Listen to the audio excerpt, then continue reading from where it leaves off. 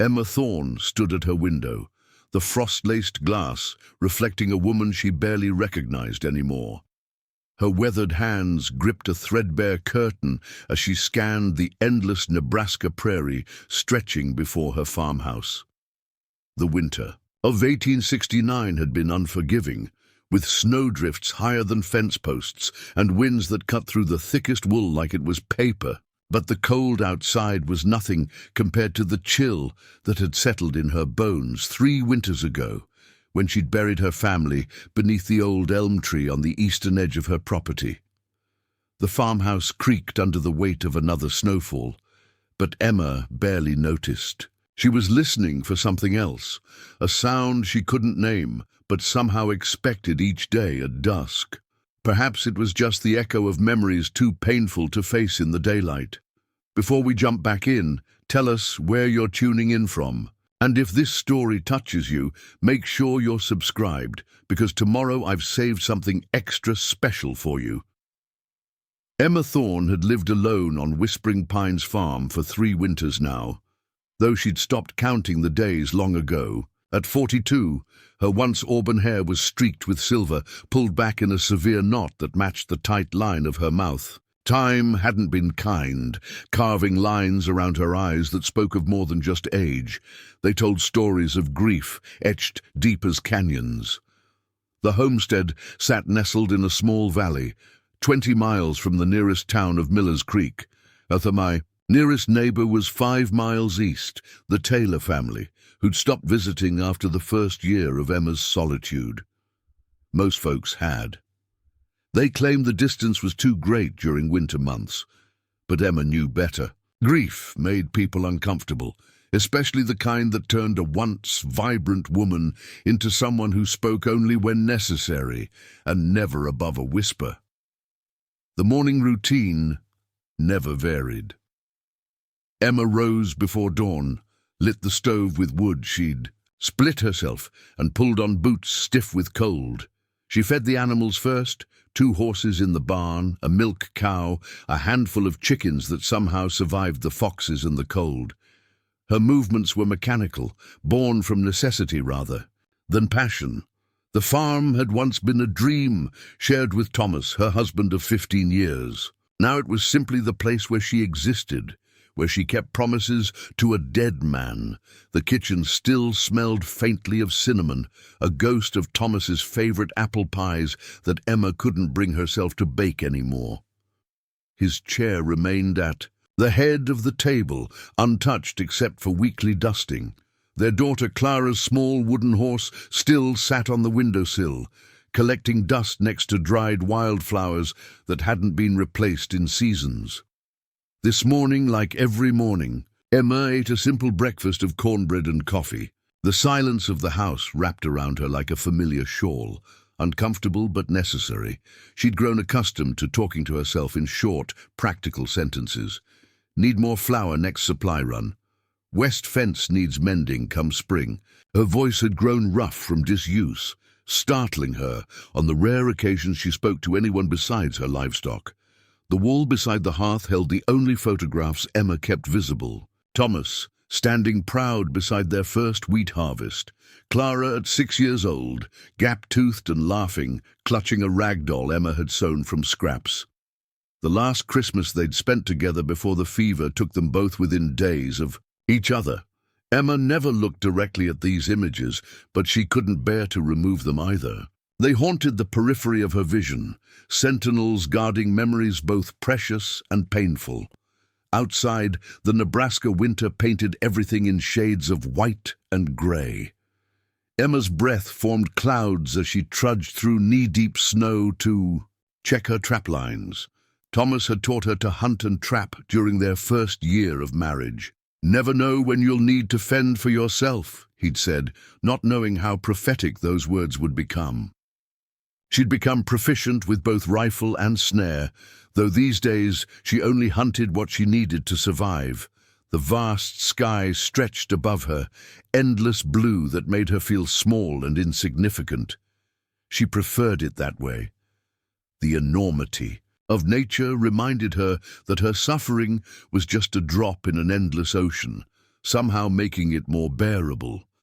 The cold air burned her lungs as she hiked along the creek bed, checking traps hidden beneath snow-laden branches. A rabbit today, enough for 2 meals if she was careful.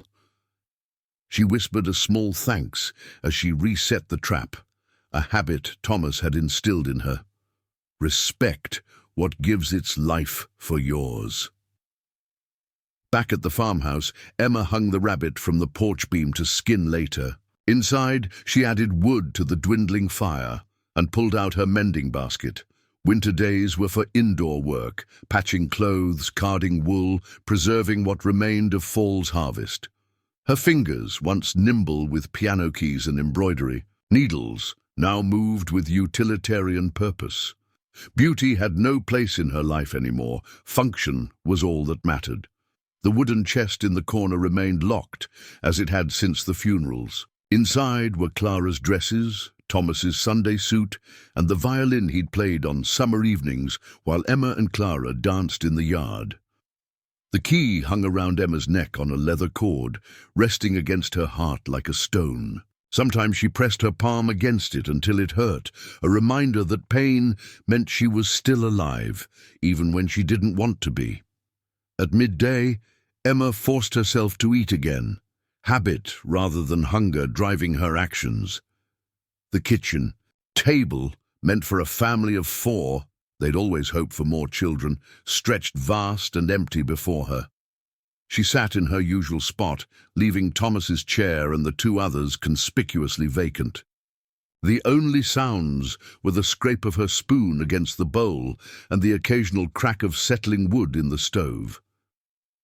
Emma's neighbor, Martha Taylor, had attempted friendship when Emma first moved to the homestead as a young bride. She'd brought welcoming gifts, sourdough starter, cuttings from her herb garden, invitations to quilting circles. After the funerals, Martha had arrived with casseroles and concerned eyes, speaking softly as if Emma might shatter. "You should come stay with us for a while," she'd offered. "No one should be alone after such a loss." But Emma had refused, her mouth forming words her heart didn't feel. "I'll be fine here. The animals need tending." The truth was, Emma couldn't bear the thought of kindness. It threatened to crack the carefully constructed walls she'd built around her grief. She'd rather endure the solitude than risk the flood of emotion that human connection might unleash. Eventually, Martha's visits became less frequent, then stopped altogether. The last time she'd come, 6 months ago, Emma had watched from the window and never answered the door. The local preacher, Reverend Matthews, still rode out every few months. Emma suspected he came more out of duty than hope for her soul's redemption. She let him in out of respect for Thomas, who'd helped build the town's small church. The Reverend would sit stiffly in the parlor, speaking of God's plan and the comfort of faith. While Emma nodded politely and offered weak tea, she'd stopped believing in divine purpose the day she'd buried her daughter in a dress 3 sizes too small, the only one that wasn't contaminated by the fever. The afternoon stretched. Before her, empty hours that needed filling.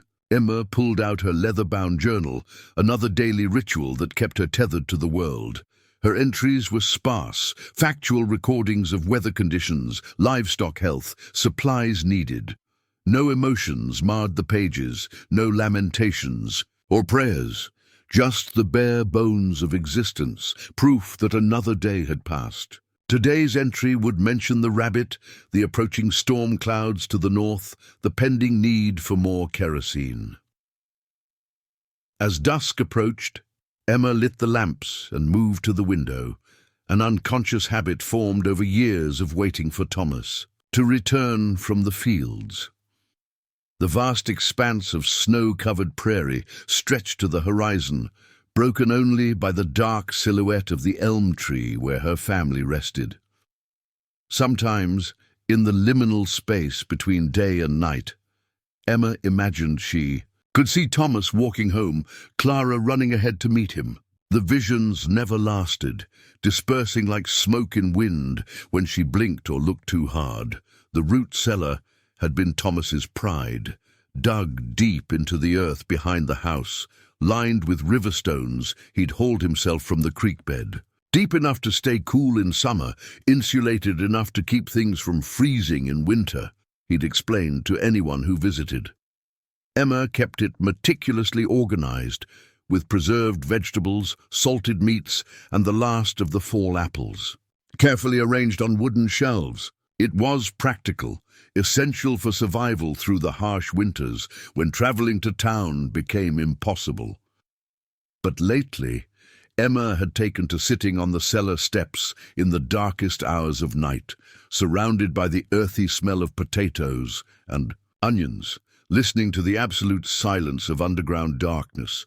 There was something comforting about the close walls, the complete absence of light.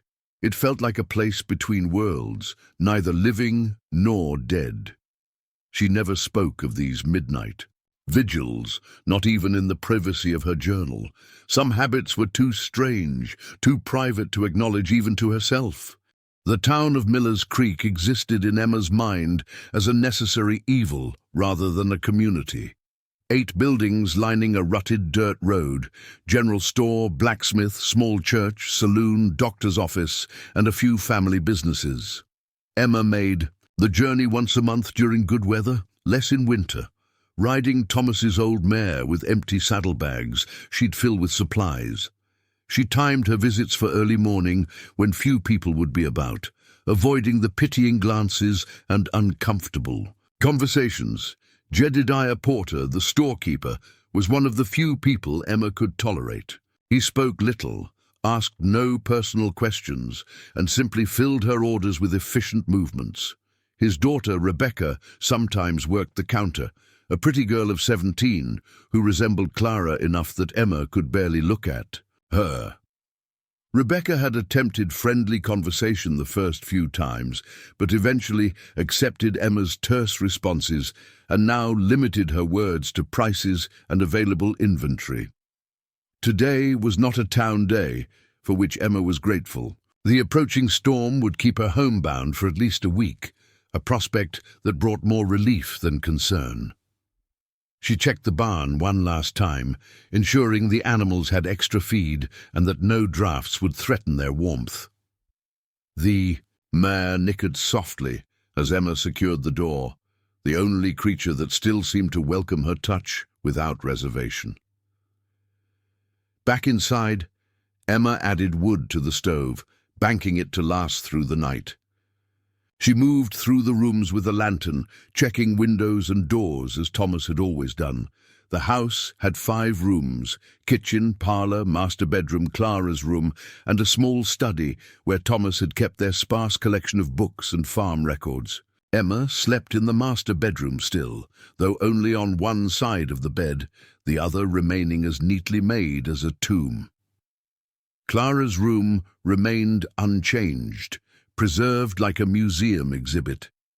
The small bed with its faded quilt, the shelf of treasured objects, smooth stones from the creek, a bird's nest, painted wooden animals Thomas had carved for her birthdays.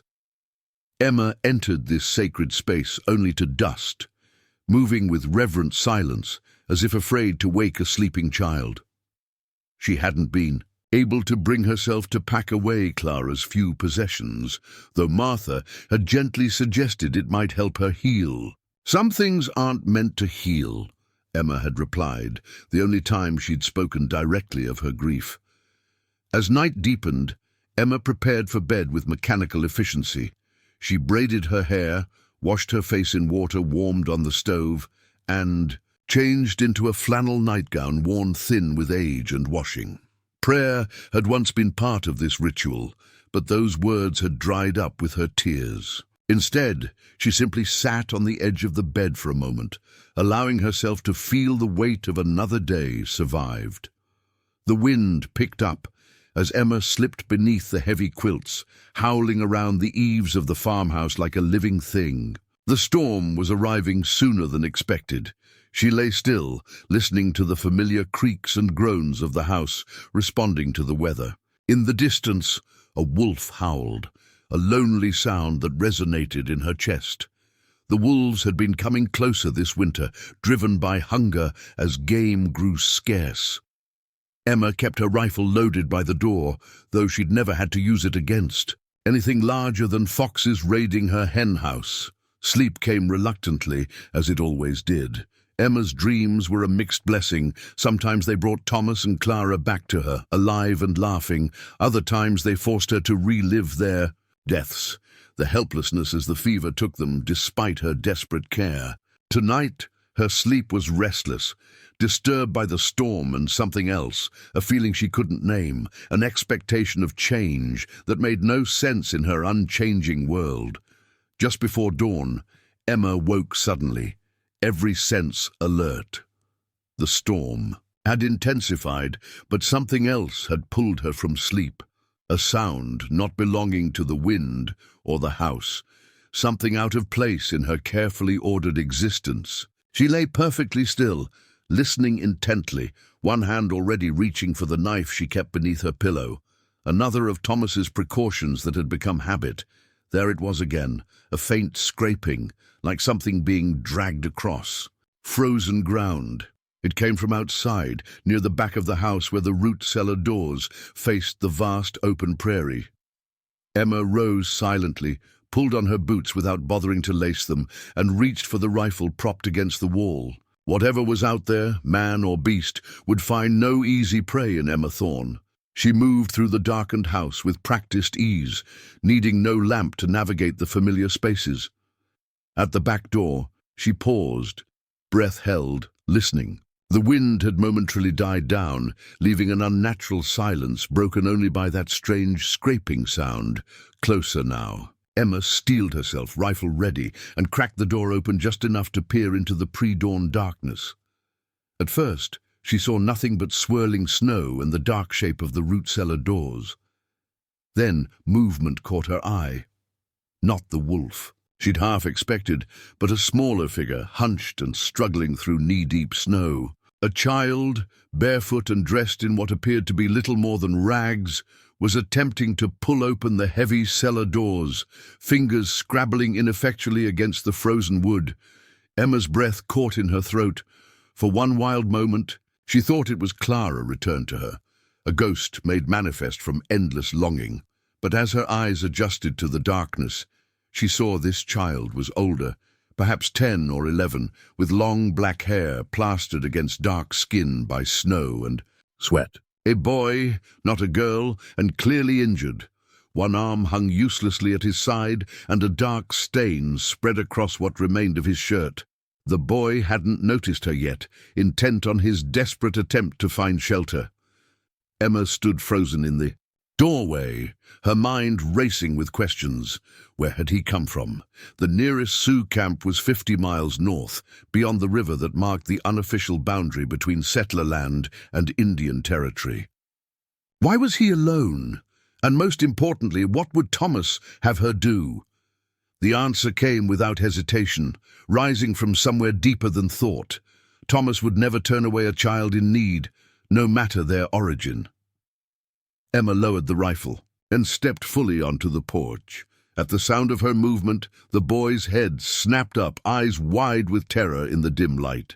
For a long moment, they simply stared at each other across 10 feet of snow-covered yard, the white woman with her rifle and the wounded Sioux boy poised to flee despite his injuries.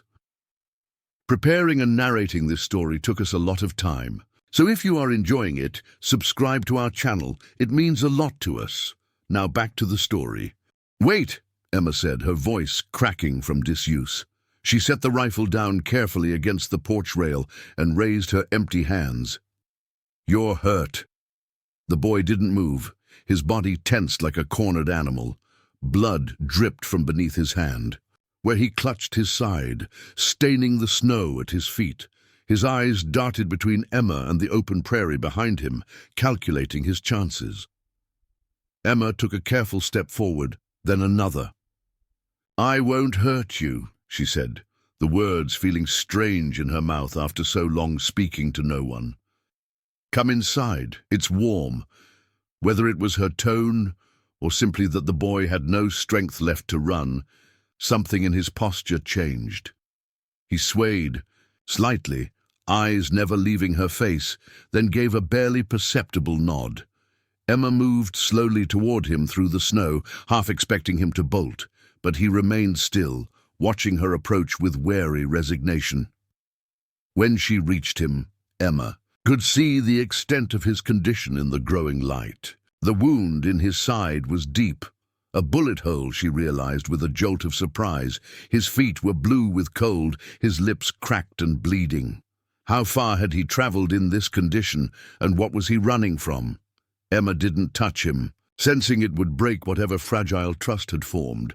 Instead, she gestured toward the house and took a step back, giving him space to move on his own. The boy followed with halting steps, leaving a trail of blood-spotted snow behind them. At the porch steps, his strength finally failed. His knees buckled, and Emma moved without thinking, catching him before he hit the ground. He was frighteningly light in her arms, bones sharp beneath paper-thin skin. Up close, his face showed a stubborn determination that reminded her painfully of Thomas.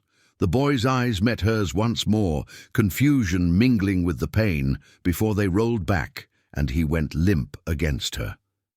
Emma stood for a moment on her porch, holding the unconscious child of people her neighbors called savages, while the storm raged around them. Behind her lay the empty house she'd maintained like a shrine to her dead family. Before her stretched the vast, unforgiving prairie that had taken so much and given so little in return. And in her arms was something she'd never expected to hold. Again, a life that needed her. She carried him inside, closing the door on the storm with her foot. The weight of him against her chest stirred something long dormant, a fierce protectiveness she thought had died with Clara. Emma didn't know who this boy was or what bringing him into her home might mean. She only knew that for the first time in 3 years, the silence of her grief had been broken by the sound of another heart beating alongside her own. And somehow, despite everything, that felt like the beginning of something she'd given up hope of ever finding again. The boy weighed almost nothing in Emma's arms as she carried him to the kitchen. Blood trailed across her clean pine floors, but she paid it no mind. She laid him on the table, the same table where she'd nursed Thomas and Clara through their final days, and worked quickly, methodically, as if her hands remembered what her heart wished to forget. The wound in his side was clean. A bullet had passed through, leaving an entry and exit wound. By some miracle, it appeared to have missed vital organs, though the blood loss was severe. The boy hadn't stirred since collapsing on her porch, his breathing shallow but steady. In the lamplight, Emma could see his features clearly now. High, cheekbones, strong jawline despite his youth, long black hair matted with sweat and snow. He couldn't be more than 12, though hardship had given him an older look about the eyes. Emma gathered supplies with practiced efficiency: clean linen, torn into strips, a basin of hot water, needle and thread, and the bottle of whiskey Thomas had kept for medicinal purposes. She'd never developed a taste for it herself, but was grateful now for its sterilizing properties. As she cleaned the wound, the boy's eyelids fluttered, though he didn't fully wake. His skin burned with fever, a familiar enemy Emma knew all too well. "You're in luck, boy," she murmured, her voice rusty from disuse. "I've had practice with fevers, though not much success." The bitterness in her tone surprised her. She'd thought those feelings had calcified into something harder, less painful. She pushed them aside and continued her work. With the bullet wound cleaned and bandaged, Emma turned her attention to his other injuries. His feet were the most concerning, severely frostbitten from what must have been miles of barefoot travel through snow. She soaked them in tepid water, gradually warming them as she'd once seen the town doctor do for a trapper caught in a blizzard. The boy would be lucky to keep all his toes. There were other wounds too, older scars across his back that spoke of past cruelty. A half-healed gash on his forearm, fingernails torn and bloody from his desperate attempt to open her cellar doors. Each injury told a fragment of a story Emma wasn't sure she wanted to hear. Dawn broke as she finished, pale winter light seeping through the kitchen windows. The storm had lessened somewhat, though snow still fell in steady curtains. Emma knew she couldn't leave the boy on the hard kitchen table. With a decisiveness that felt foreign after years of merely existing, she carried him to Clara's room. She hesitated at the threshold, a place she rarely entered except to dust. The small bed with its faded quilt had remained untouched since Clara's death, preserved like a museum exhibit. For a moment, Emma stood frozen, unable to cross this self-imposed boundary. The boy stirred in her arms, a small moan escaping his cracked lips. The sound broke her paralysis. This was no desecration, she realized. This was what the bed was for, to hold someone who needed rest, comfort, healing. Clara would not begrudge its use. Emma laid the boy down gently, tucking the quilt around his thin frame. His dark hair spread across the pillow, a stark contrast to the white pillowcase Emma changed monthly, despite no one using it.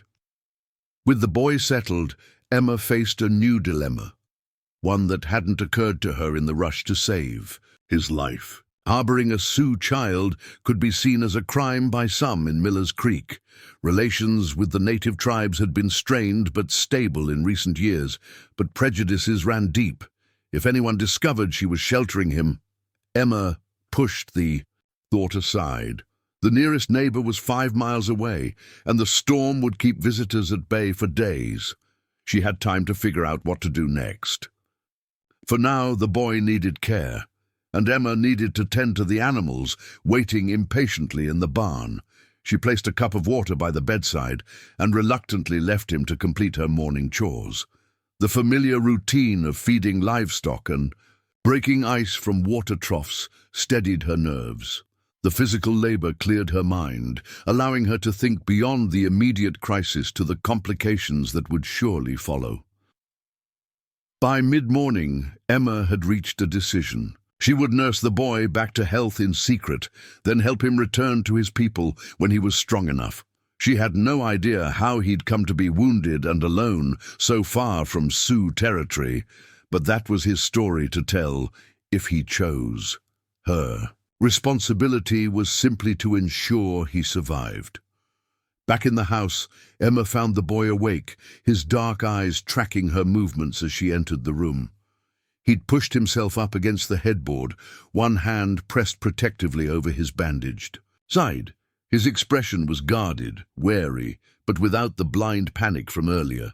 "You're safe here," Emma said, keeping her voice even. She set down a tray with broth and cornbread.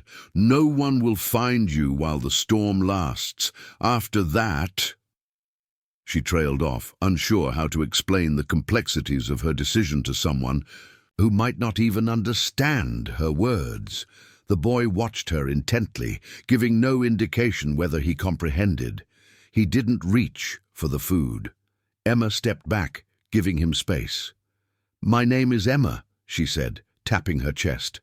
"Emma Thorne." After a long silence, the boy spoke, his voice surprisingly deep for his age. "Chayton." He placed his hand on his own chest, mimicking her gesture. Emma nodded, relieved at this small communication.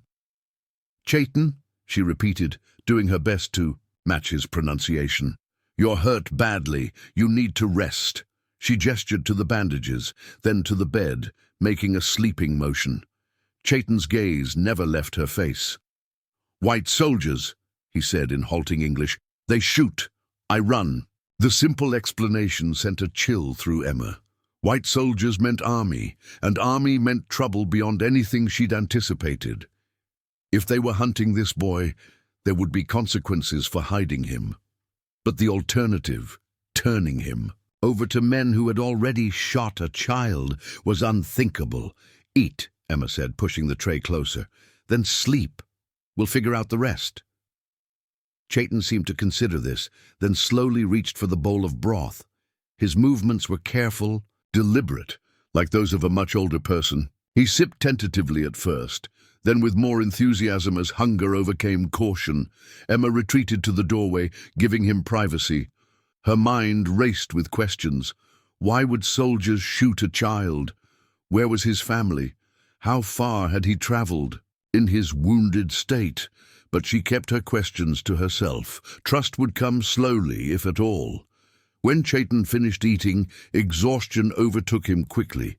His eyelids drooped despite his obvious attempts to stay vigilant. Within minutes, he was asleep again, his breathing deeper and more regular than before. Emma took the tray and quietly closed the door. In the kitchen, she leaned against the counter, suddenly aware of a sensation she hadn't felt in years. Purpose. The empty hollowness that had defined her existence since burying her family had been temporarily filled with immediate concerns. Change bandages, reduce fever, provide food, ensure safety. The feeling was both welcome and terrifying. Emma knew better than most how quickly those you cared for could be taken away. Attachment to this boy would only lead to more pain when he inevitably left, or worse, if he didn't survive his injuries. Better to keep emotional distance, to help him as she would a wounded animal, without expectation or connection. The day passed in a new rhythm. Emma checked on Chayton hourly, replacing cool cloths on his forehead when fever spiked, helping him sip water when he woke disoriented. Between these visits, she completed her usual chores with unusual haste, always listening for sounds from Clara's, no, Chayton's room. By evening, Emma was exhausted but satisfied with his progress. The fever hadn't worsened, and when awake, Chayton seemed more alert. He still watched her with cautious eyes, but the initial fear had subsided into something like tentative acceptance. After supper, which Chayton ate sitting up, managing the spoon himself despite shaking hands, Emma changed his bandages. The bullet wound looked clean, with no signs of infection. His frost-bitten feet were another matter. Blisters had formed, some already breaking to reveal raw skin beneath. The pain must have been excruciating, yet Chayton made no sound as she applied salve and wrapped them in soft cloth. "How old are you?" Emma asked as she worked, not expecting an answer.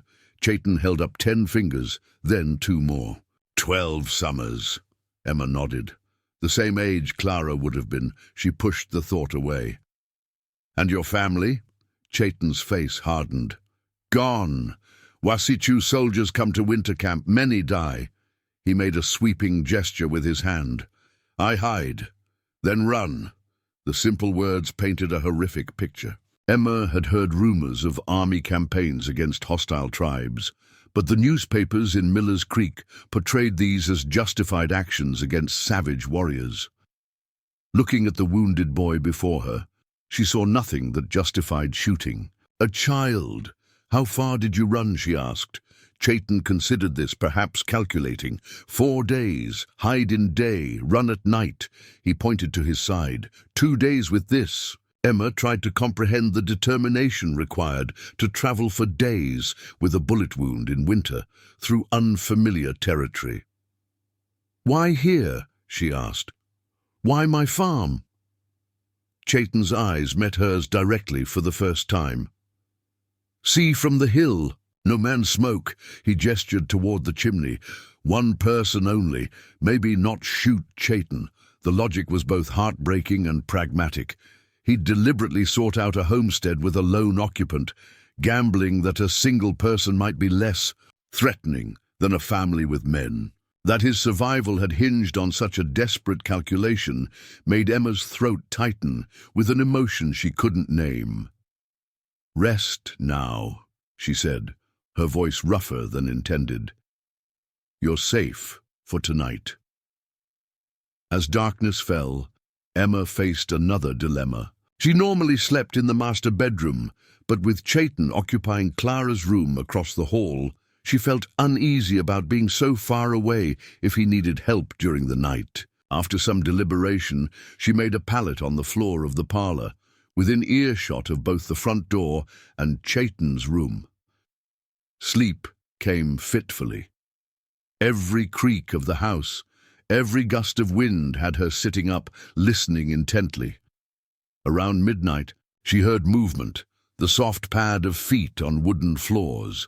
Emma rose silently, picking up the rifle she'd kept within reach. She found Chayton standing at the kitchen window, a blanket wrapped around his shoulders, staring out at the moonlit snow. He must have heard her approach but didn't turn. "Soldiers will come," he said quietly. Emma moved to stand beside him. The storm had passed, leaving pristine drifts glowing blue in the moonlight. The beauty belied the danger Chayton's words invoked. "Why are you so sure?" she asked. Chayton's profile remained impassive. "They always come. When Lakota blood is spilled, they make sure all is gone." He turned to look at her then, his young face solemn. "You should not help Chayton. They will hurt you too." The warning, delivered without self-pity, struck Emma deeply. This boy, despite his youth, understood the world's cruelties better than most adults. He wasn't asking for protection he didn't believe possible. He was trying to protect her. "Let me worry about that," Emma said. "Can you walk back to bed, or do you need help?" Chayton straightened his shoulders slightly. Chayton can walk. Each step was clearly agonizing on his injured feet. But he made it back to the bedroom without assistance, his dignity intact. After settling him back under the quilt, Emma returned to her pallet, but didn't sleep. Chayton's certainty about soldiers coming troubled her more than she wanted to admit. If he was being hunted, harboring him wasn't just an act of humanity, it was a declaration of defiance against powers far greater than a widow on an isolated farm.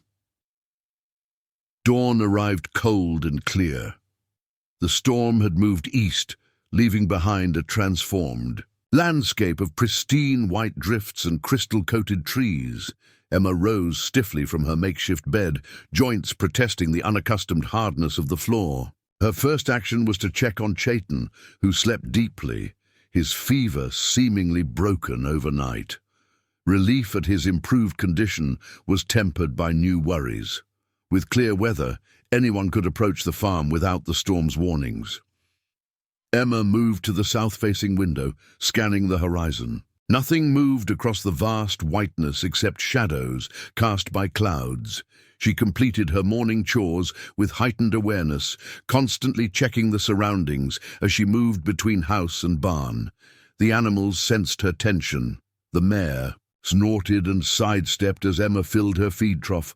Inside, Emma found Chayton attempting to stand beside the bed. He gripped the bedpost, face drawn with pain but determined. "You shouldn't be up," Emma said, moving to support him. Chayton shook his head. "Must be strong, must run again soon." "Not until you're healed," Emma said firmly. "You'll tear open that wound, and your feet need time." Chayton fixed her with a stare that seemed too old for his years. Sioux soldiers will not wait for Chayton to heal. Emma guided him back to sitting on the bed's edge. "I don't think anyone's coming today. The snow's too deep for easy travel." "They will come," Chayton insisted. "If not today, tomorrow. They follow a blood trail in the snow." Emma hadn't considered this. The path from where she'd found Chayton to her back door was indeed marked with drops of blood, now frozen beneath fresh snow. To experienced trackers, it would be clear evidence, leading directly to her home. "Then we need a better hiding place," Emma said. Decision made. "Somewhere no one would think to look for you." Chayton watched her, waiting for an explanation. "The root cellar," Emma said. "That's where you were trying to go when I found you, isn't it? It's deep, warm enough with blankets, and there's food stored there. If soldiers come, that's where you'll hide." The boy considered this, then nodded once. "Good place, underground, like a fox den." "Can you make it there now? I want to show you before—" Emma trailed off, not wanting to say, "before we need it." Chayton pushed himself up again, determination overriding pain. "Chayton will go." Emma supported him through the kitchen and out the back door. The snow had been partially blown clear of the path to the cellar, but Emma still needed to half-carry Chayton across the distance. The heavy wooden doors creaked as she pulled them open, revealing stone steps leading down into darkness. Inside, the cellar was cool but not cold, the earth providing insulation against winter's extremes. Stone walls lined with wooden shelves held Emma's carefully preserved harvest, jars of vegetables and fruits, sacks of potatoes and onions, salted meat hanging from hooks. A small ventilation shaft provided fresh air and would allow smoke from a candle to disperse without being noticeable from outside. Emma helped Chayton down the steps, noting how he studied every detail of the space, cataloguing exits and resources. With a survivor's eye, at the back of the cellar, behind the last shelf, was a small alcove where Thomas had planned to expand but never completed the work. Emma showed Chayton this space. "If you hear anyone but me, hide here. I'll bring blankets and more food before nightfall, just in case." Chayton nodded, running his hand along the rough stone wall. "Good hiding place. Thank you, Emma Thorne." The use of her full name startled her. "Just Emma is fine." For the first time, Chayton's solemn expression softened slightly. Emma helped Chayton. Emma good. The simple statement caught her off guard. She hadn't thought of herself as good in a long time. Since losing her family, she'd existed rather than lived, moving through days without purpose or meaning. Helping this boy didn't feel like goodness. It felt like necessity, like the only possible response to finding a wounded child in the snow. "Let's get you back inside before your fever returns," Emma said, uncomfortable with his gratitude. As they emerged from the cellar, Emma's heart stopped. On the horizon, barely visible against the brightness of snow, were moving figures, riders, at least 3, heading directly toward the farm. "Inside, quickly," Emma whispered, half dragging Chayton toward the house. His face had gone rigid, eyes fixed on the distant riders. "They come," he said flatly, "like Chayton say." "They haven't seen us yet," Emma insisted, pulling him through the back door. "We don't know who they are." But Chayton's expression made it clear. He knew exactly who approached. The soldiers he'd fled, the men who'd shot him and pursued him, across miles of winter prairie, had found his trail. Emma helped him back to Clara's room, mind racing. "Stay here," she instructed. "If you hear me talking to anyone, go to the cellar. Use the back door. Stay low behind the woodpile. They won't see you from the front of the house." Chayton nodded, but caught her wrist as she turned to leave. "Emma. Should say Chayton stole food. Say Emma shoot at Chayton, but miss. Say Emma good white woman, not help the Indian boy." The suggestion that she save herself by denouncing him reflected a world of betrayal and survival Chayton knew too well. Emma gently removed his hand from her wrist. "I won't lie," she said simply. Then, seeing his confusion, added, "I won't tell them you're here, but I won't say I tried to hurt you either." She left before he could respond, closing the bedroom door firmly behind her. In the kitchen, Emma removed all signs of tending to. A wounded boy, hiding the bloodied rags, washing the extra bowl, straightening Clara's bedroom from the front parlor without opening the door. Then she took her rifle from its place by the door and stepped onto the porch, shielding her eyes against the glare of sun on snow as she watched the approaching riders. They were close enough now to identify 3 men on horseback, moving steadily. Despite the deep snow, their blue uniforms confirmed Chayton's fears, cavalry soldiers riding with purpose toward her isolated farm. Emma's hands tightened on the rifle, not threatening, not yet, but ready. The soldiers were less than a quarter mile away now. Emma could make out details. The lead rider was older, an officer by his insignia. The others were younger men, one with a red beard visible beneath his hat, the other clean-shaven and boyish. All 3 carried rifles across their saddles, clearly visible signals of their authority and power. Emma's heart pounded, but her face remained impassive. Behind her, through walls that suddenly seemed too thin, lay a wounded Sioux boy whose life depended on her ability to convince these men that nothing on her farm was worth their attention. She straightened her spine, lifted her chin, and waited for the confrontation that would determine whether the unexpected trust Chayton had placed in her would lead to safety or disaster. The cavalry soldiers reined in their horses at the edge of Emma's yard, snow spraying from beneath stamping hooves. The officer raised his hand in greeting, but his eyes scanned the property with practiced assessment. Emma remained on the porch, rifle held casually, not threatening but present.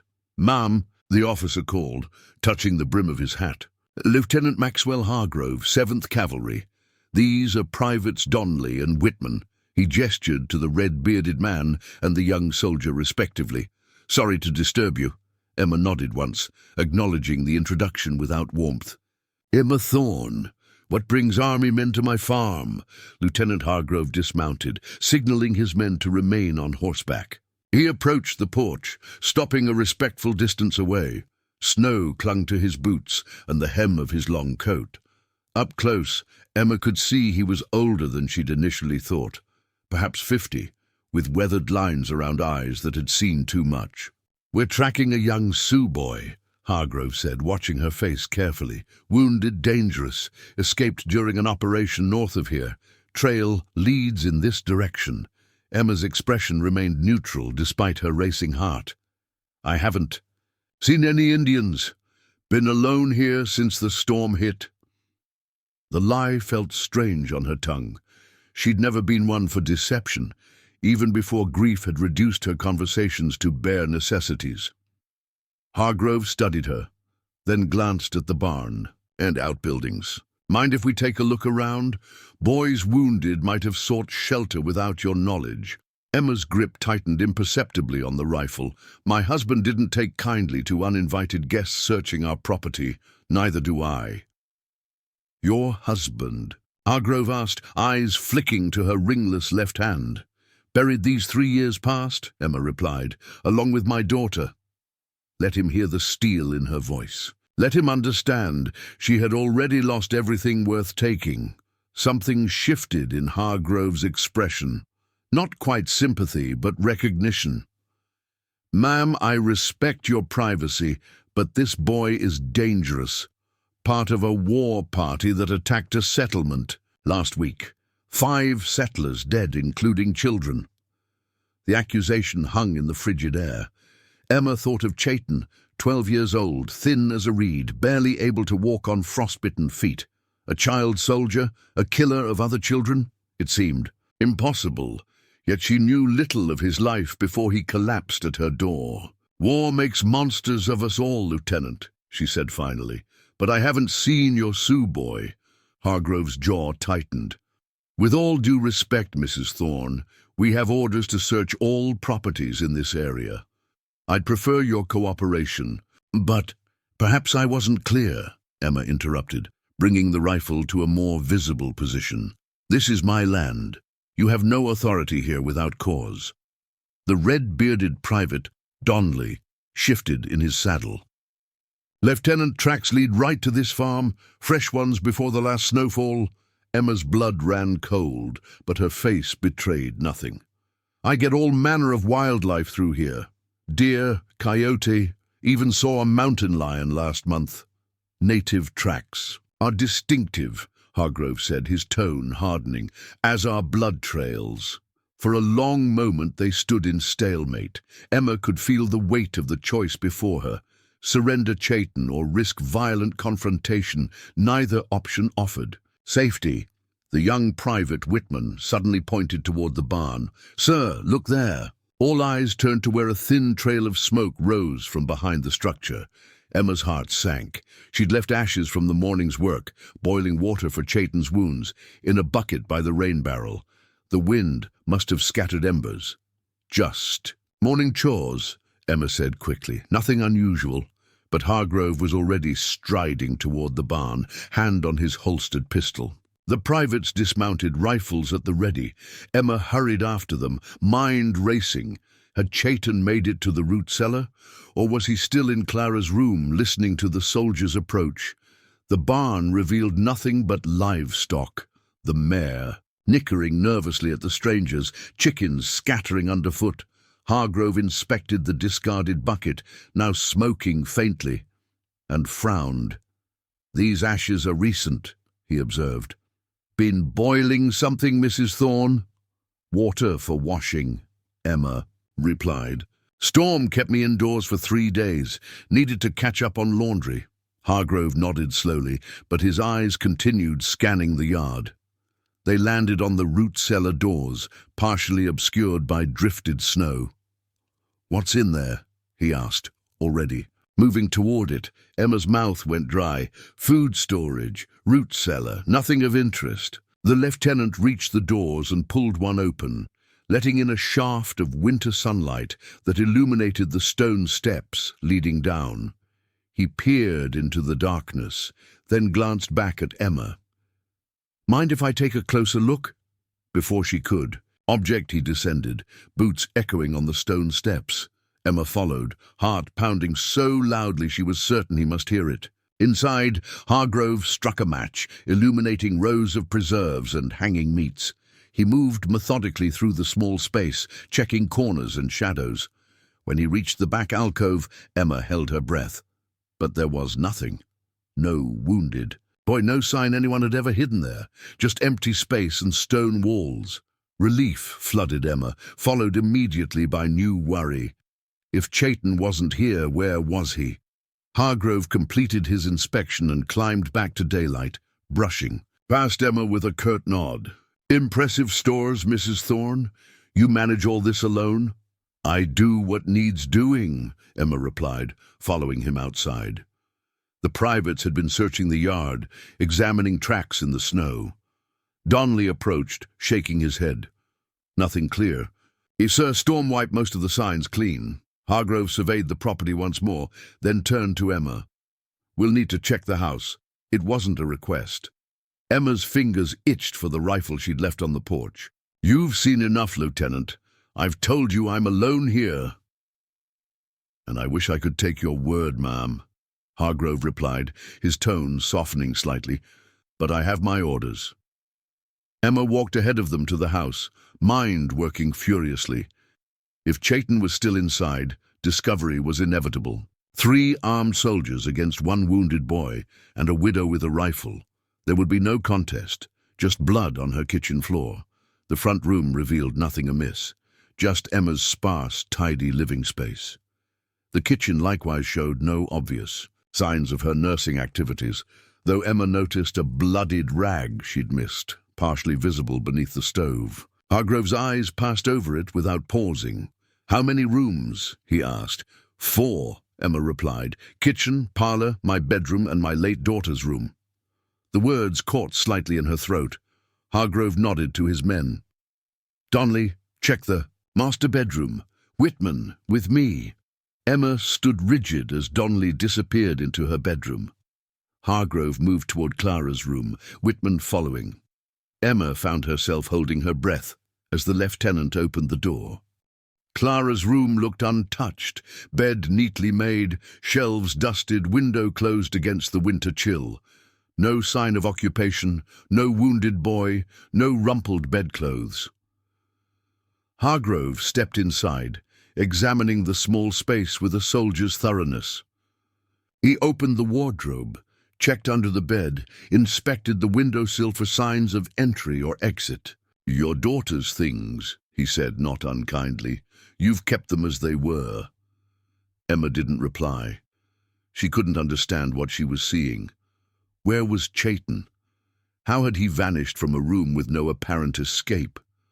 Donnelly returned from the master bedroom, shaking his head. Clear, sir? Hargrove gave the room one last glance, then turned to Emma. My apologies for the intrusion, Mrs. Thorne. Seems our information was mistaken. They filed out, Emma following in mute confusion. At the front door, Hargrove paused. One more thing, ma'am. If you do see any sign of the boy, tracks, stolen food, anything, you fire 3 shots in the air. We're camped at Miller's Creek. We'll have patrols in the area for the next few days. Emma nodded stiffly. I can handle myself, Lieutenant. No doubt, Hargrove replied. But this isn't some runaway looking for food. This is a killer. Don't let solitude cloud your judgment. The Warning was delivered, he rejoined his men. They mounted and rode away, trailing hoofprints across Emma's pristine yard.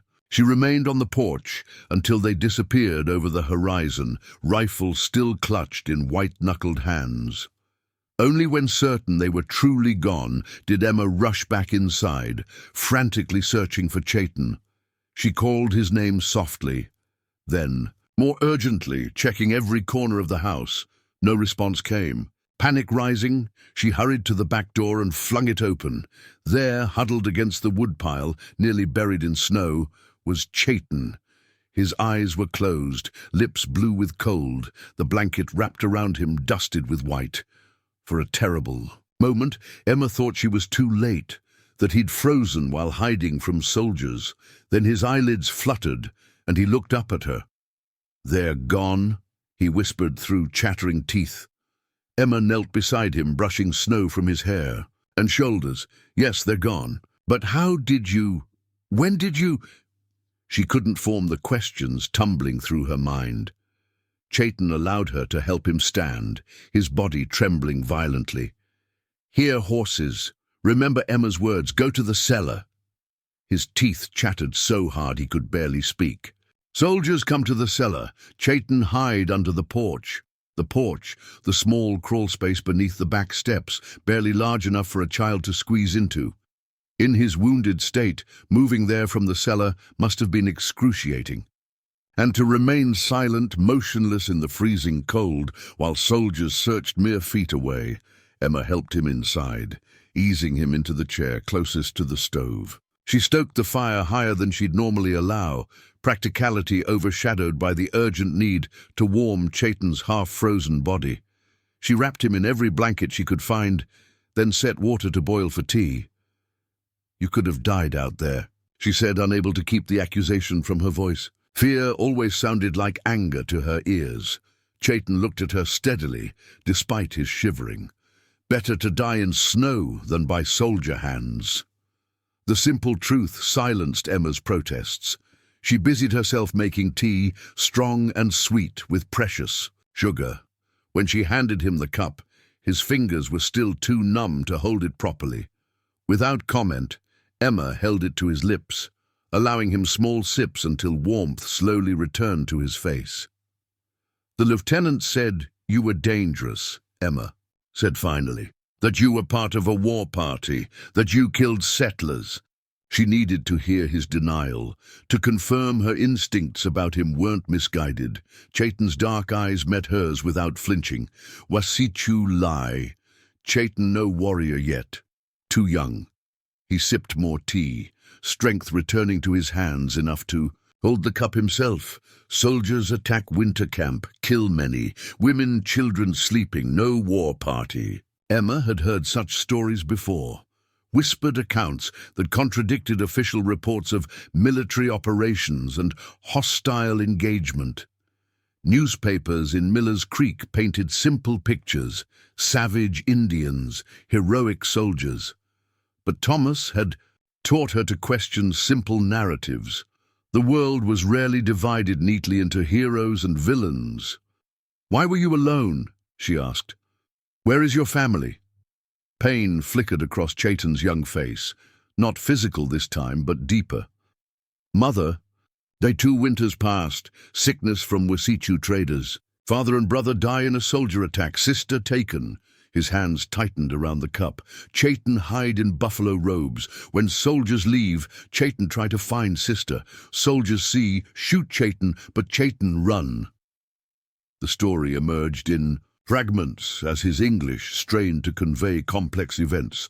Emma pieced it together. A night raid on a winter encampment. Families slaughtered in their sleep. A boy hiding and then fleeing when discovered. No war party, just a child trying to survive after losing everything.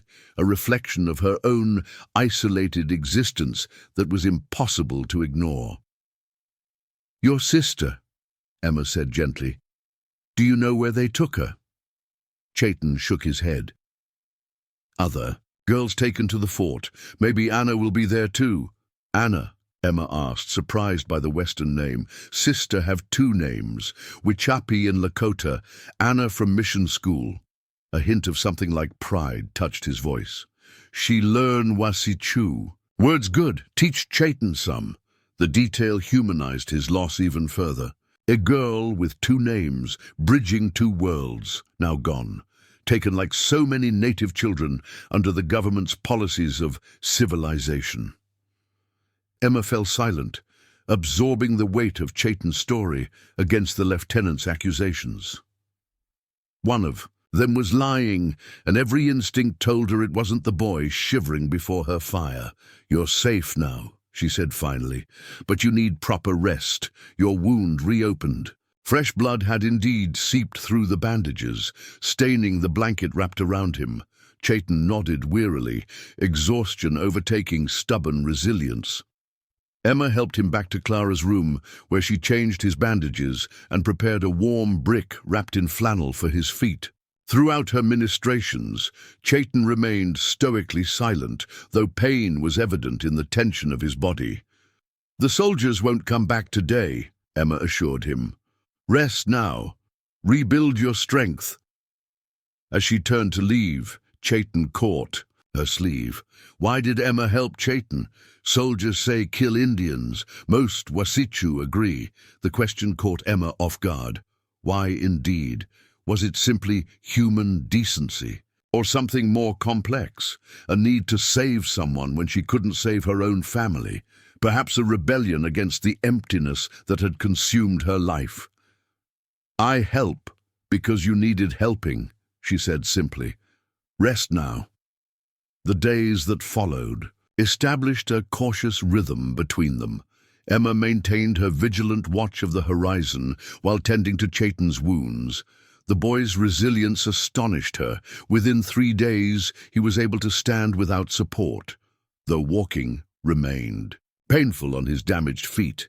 They developed a language between them, part English, part gesture, part shared silence. Emma taught him new words as they arose naturally in daily life.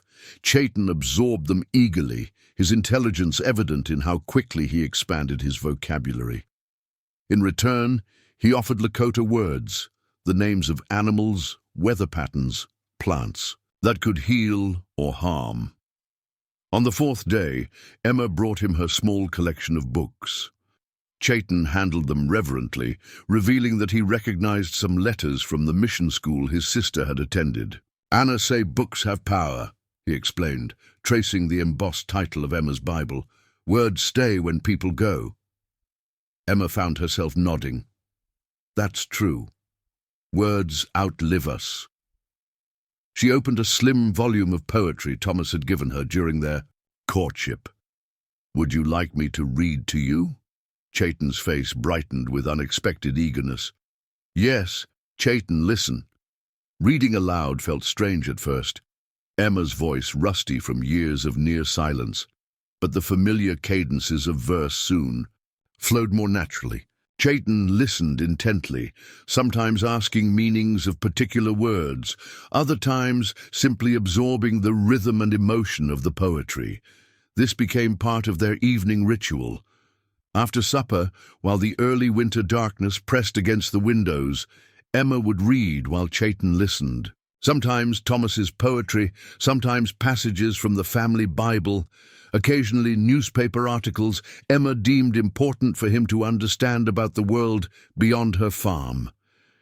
During daylight hours, Chaitin insisted on contributing to household tasks despite his injuries. He sat at the kitchen table sorting beans, demonstrated how to repair a torn shirt using sinew instead of thread, and helped Emma identify animal tracks in the fresh snow from the window. One morning, Emma found him, attempting to whittle a piece of kindling with Thomas's old pocket knife. His wounded side clearly pained him, but his hands moved with surprising skill. "What are you making?" she asked, setting down the bucket of milk she'd brought from the barn. Chaitin held up the half-formed carving. "Eagle, for Emma. Thank you. Gift." Emma felt an unexpected tightness in her throat. "You don't need to thank me." Chaitin looked at her with that unsettling directness that made him seem far older than 12. "Yes, need to. Gifts are important. Show respect." He worked on the carving throughout the day, his face a study in concentration. By evening, he presented her with a small wooden eagle, its wings outstretched in flight.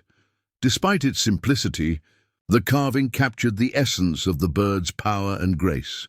"Eagles see far," Chayton explained, as Emma turned the carving in her hands. "Protect the nest, strong but gentle with young, like Emma." The comparison caught her by surprise. "I'm not strong," she protested. "Or gentle." Chayton shook his head firmly. "Emma is strong. Face soldiers with one gun. Emma is gentle. Help the enemy child." "You're not my enemy," Emma said immediately. A ghost of a smile touched Chayton's solemn face. "Now no, but before Emma know Chayton? All Indians' enemy then?" The question was uncomfortably perceptive. Before finding Chayton wounded in her yard, had Emma thought of Sioux as individuals with families, hopes, skills, and sorrows? Or had she accepted the newspaper's portrayal of faceless savages threatening civilization's advance? "I never thought much about it," she admitted. "The wars seemed far away from here." "Wars always seem far until they come to your door," Chayton replied with wisdom beyond his years. Chayton thought all Sioux were the same too. Army, settlers, traders, all one enemy. Now Chayton no different. The conversation marked a turning point, a mutual recognition that each had revised their understanding of the other, moving beyond categories to see the individual. It wasn't friendship yet. Too many barriers of language, culture, and circumstance remained. But it was a kind of alliance, a shared understanding in a world that would condemn them both for it. Emma realized with startling clarity that she was no longer simply waiting for Chayton to heal enough to leave. She was invested in his recovery, his safety, his future. The revelation was both warming and terrifying. To care again was to risk loss again. That night, as Emma read from a book of frontier tales, Chayton asked a question that had clearly been weighing on him.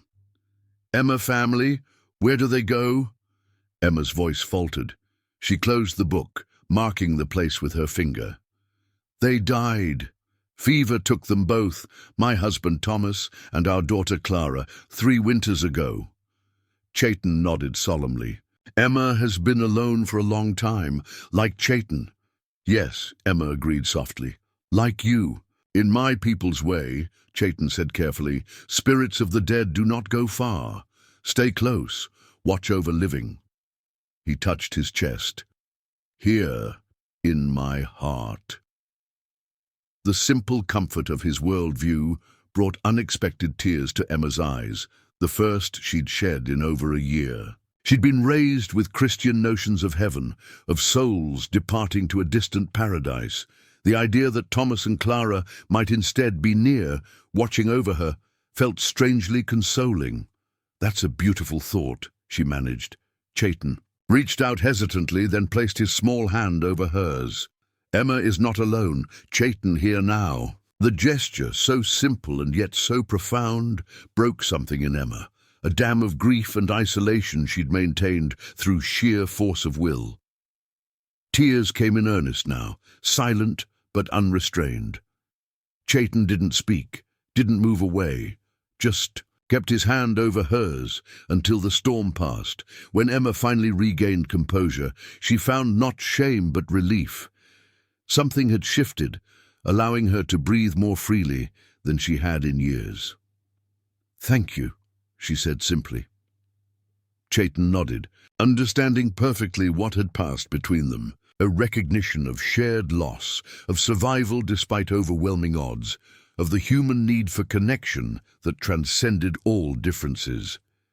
Later that night, as Emma checked the doors and windows before bed, a routine made more significant by the knowledge that soldiers might return, she found herself pausing at Clara's room. Inside, Chayton slept peacefully, his carved eagle placed carefully on the bedside table. For the first time since burying her family, Emma felt the stirring of purpose beyond mere survival.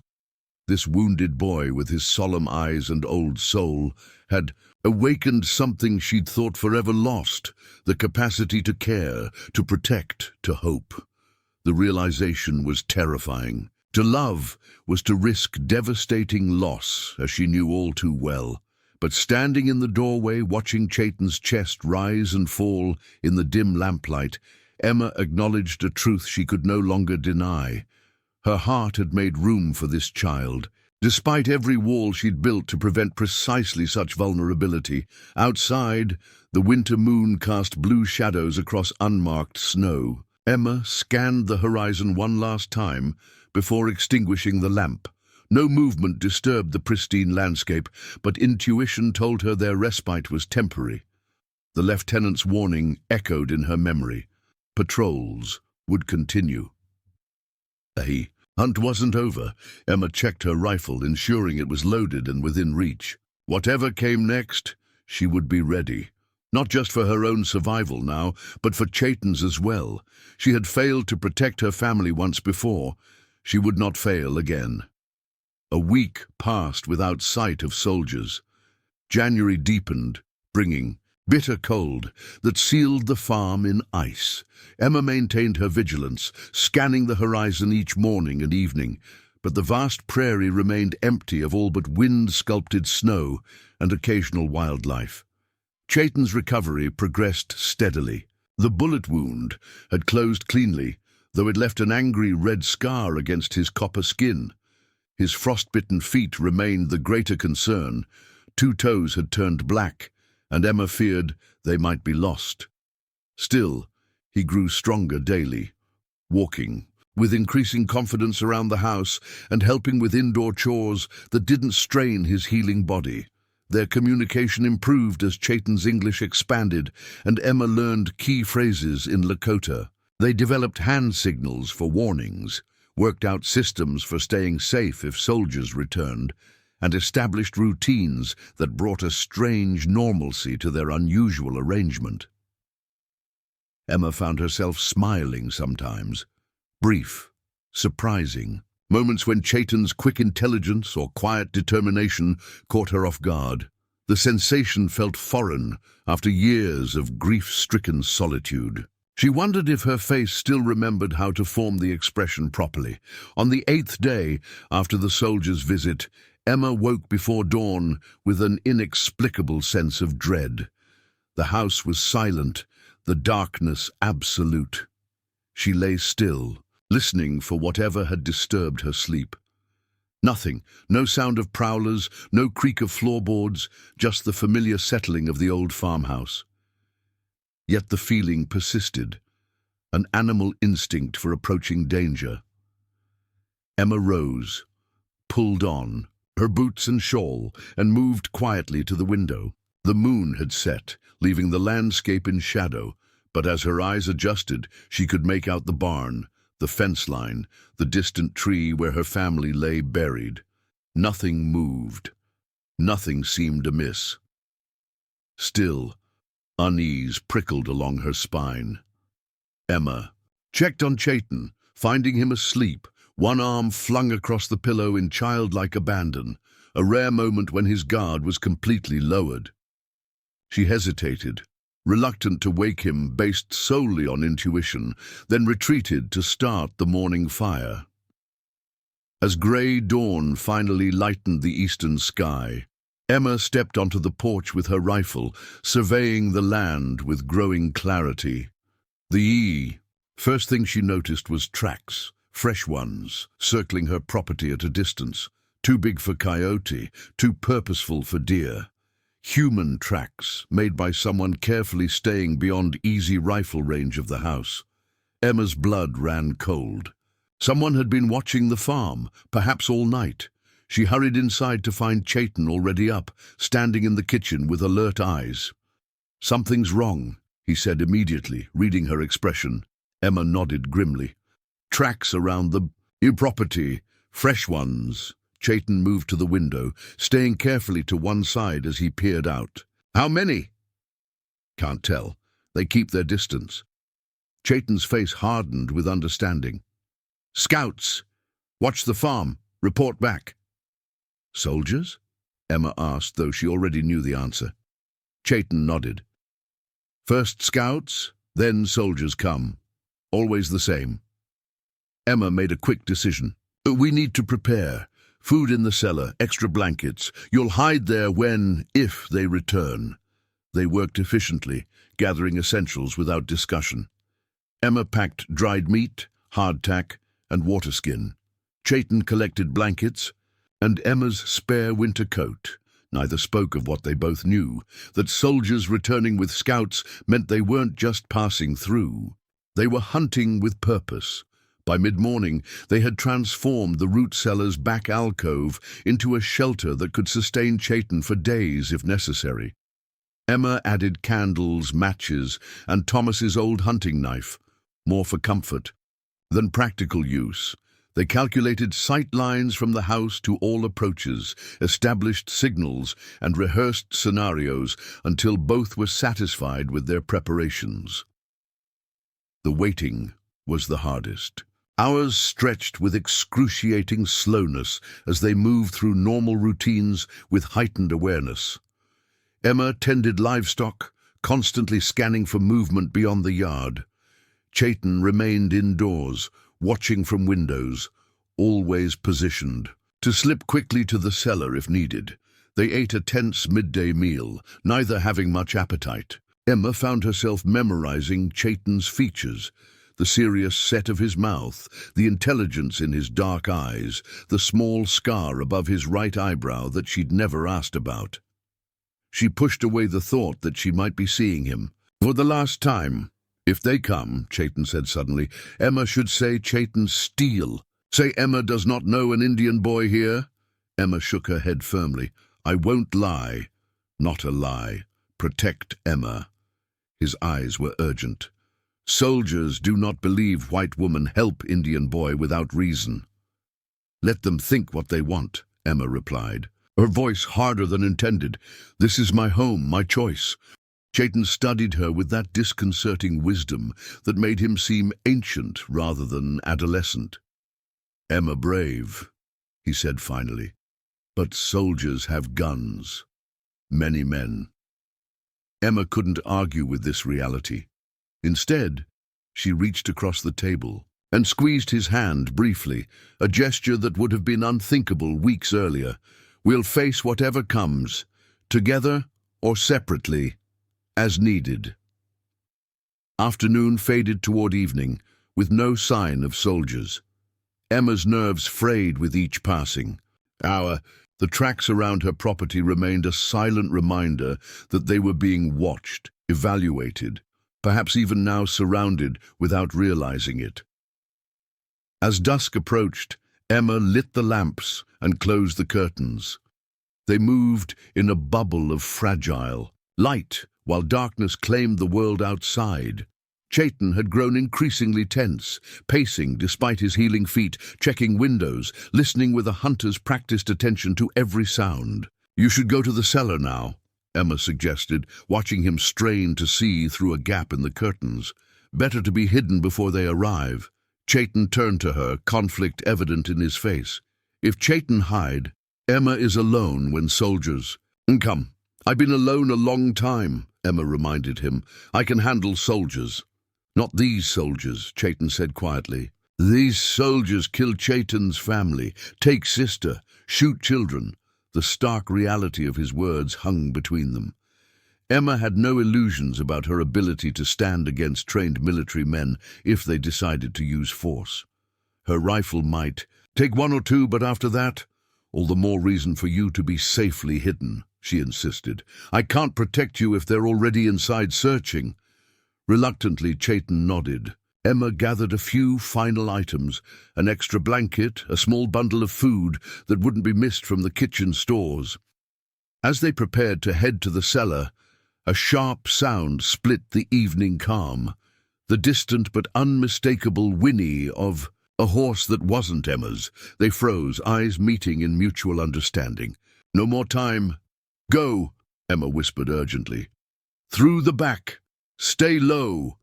Chayton gripped her arm with surprising strength. Emma, be careful. These men... He struggled for words. Not good men. I know, Emma replied. Now go."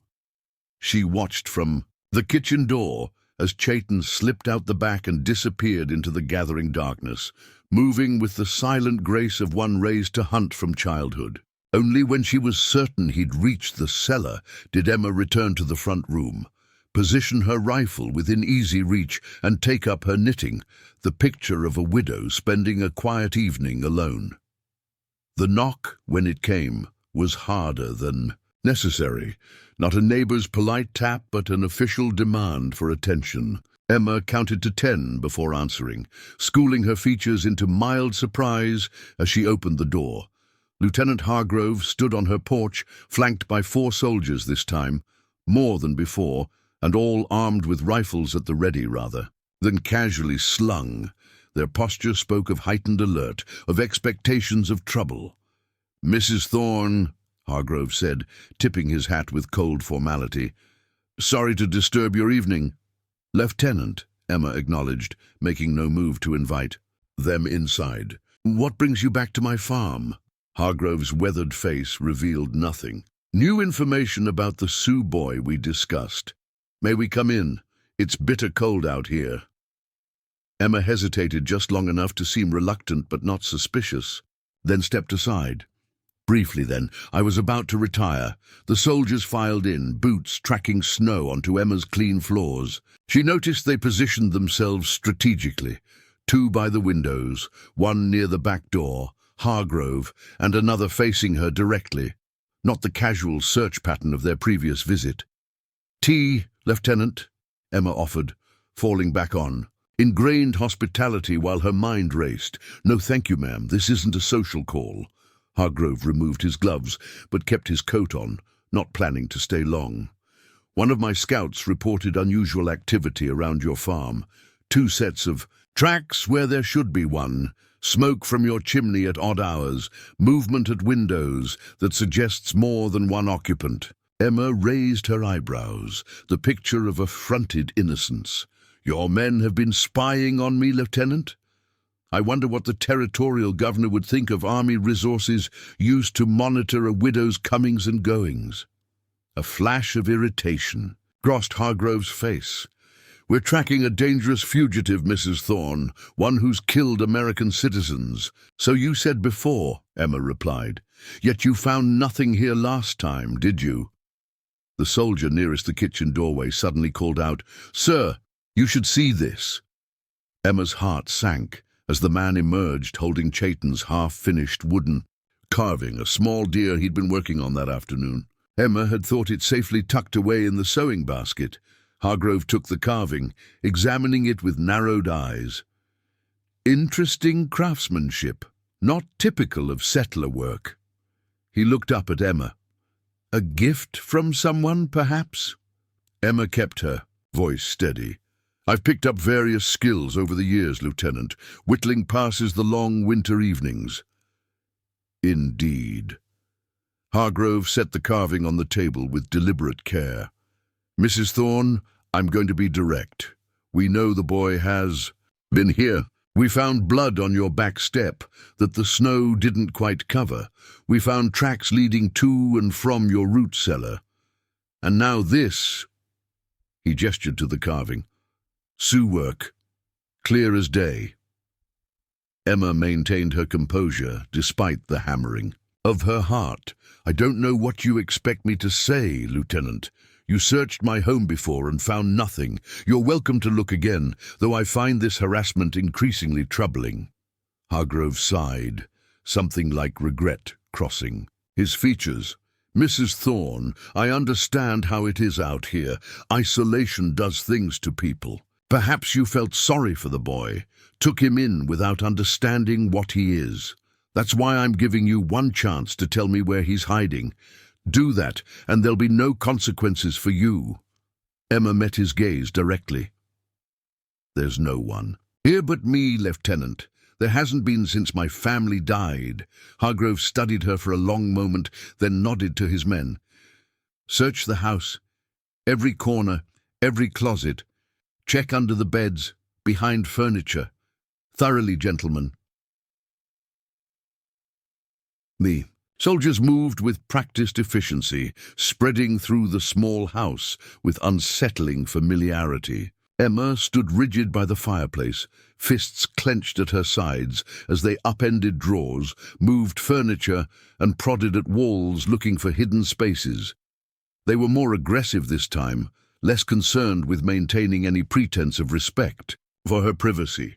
One soldier dumped the contents of her clothing chest onto the floor. Another stabbed his bayonet into her mattress, sending feathers floating through the air. "Is this necessary?" Emma demanded as they moved into Clara's room, Chayton's room now, and began the same destructive process. "Completely necessary, ma'am," Hargrove replied without apology. "The boy is dangerous. Hiding him is a crime against the United States government." Emma bit back her retort. Arguing would only heighten their suspicions. Instead, she watched in simmering fury as they systematically dismantled the careful order of her home. After 20 minutes of searching, the soldiers regrouped in the front room, shaking their heads.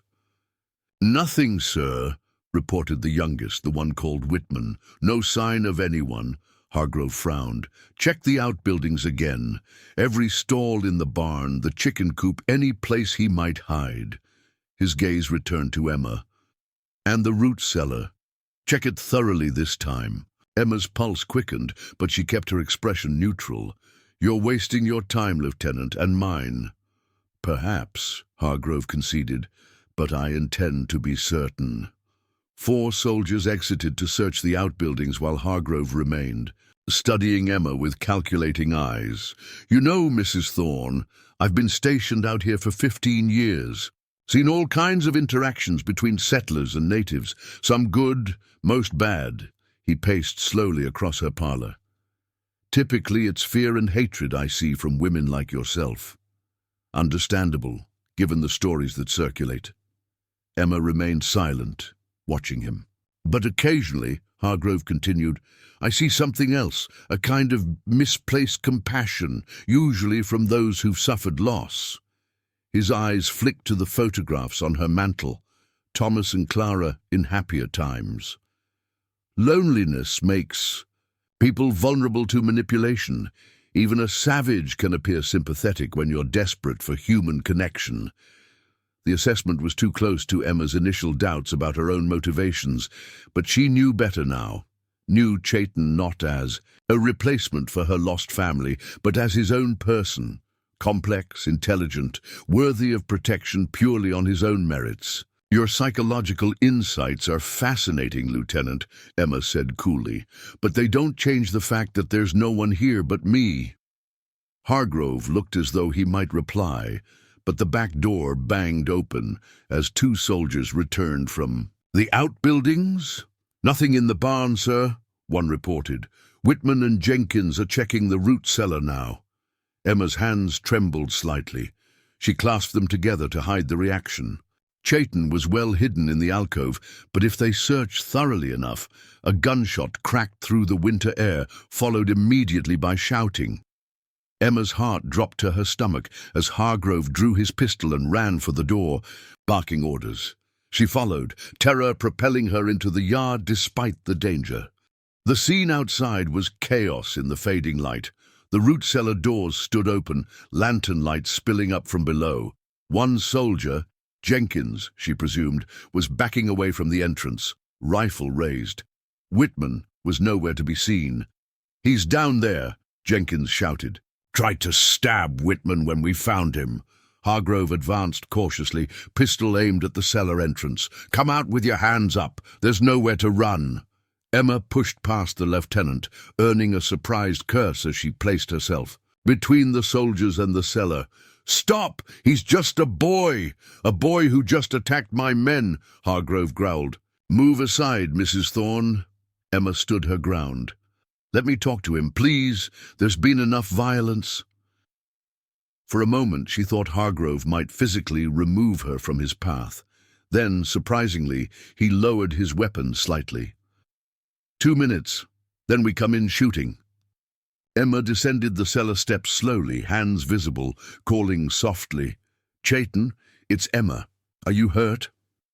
The cellar was dim, despite the lantern Jenkins had dropped in his retreat. Emma found Whitman sprawled at the bottom of the steps, clutching, his arm where blood seeped between his fingers. The wound didn't look life-threatening, a slash rather than a stab. The little savage was hiding behind the preserves. Whitman spat. Came at me with a knife when I found him. Emma ignored him, moving deeper into the cellar. Chayton, please answer me. A shadow moved in the back alcove. Chayton emerged. Thomas's hunting knife clutched in his hand, blood on the blade.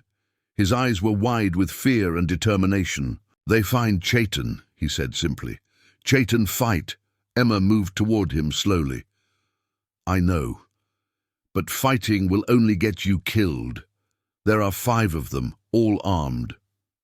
Better die fighting than in a cage, Chayton replied, his young voice steady. Despite everything, or hanging rope. Emma's throat tightened. She had no illusions about what would happen if the soldiers took Chayton. At best, he'd face a military trial stacked against him. At worst, justice would be delivered without any pretense of legal proceedings. Please, she said softly, put down the knife. Let me try to talk to them. Chayton's eyes never left hers, searching for something. Reassurance, perhaps, or confirmation that she wasn't betraying him. Whatever he saw must have satisfied him because he slowly lowered the knife. Emma, good, he said quietly.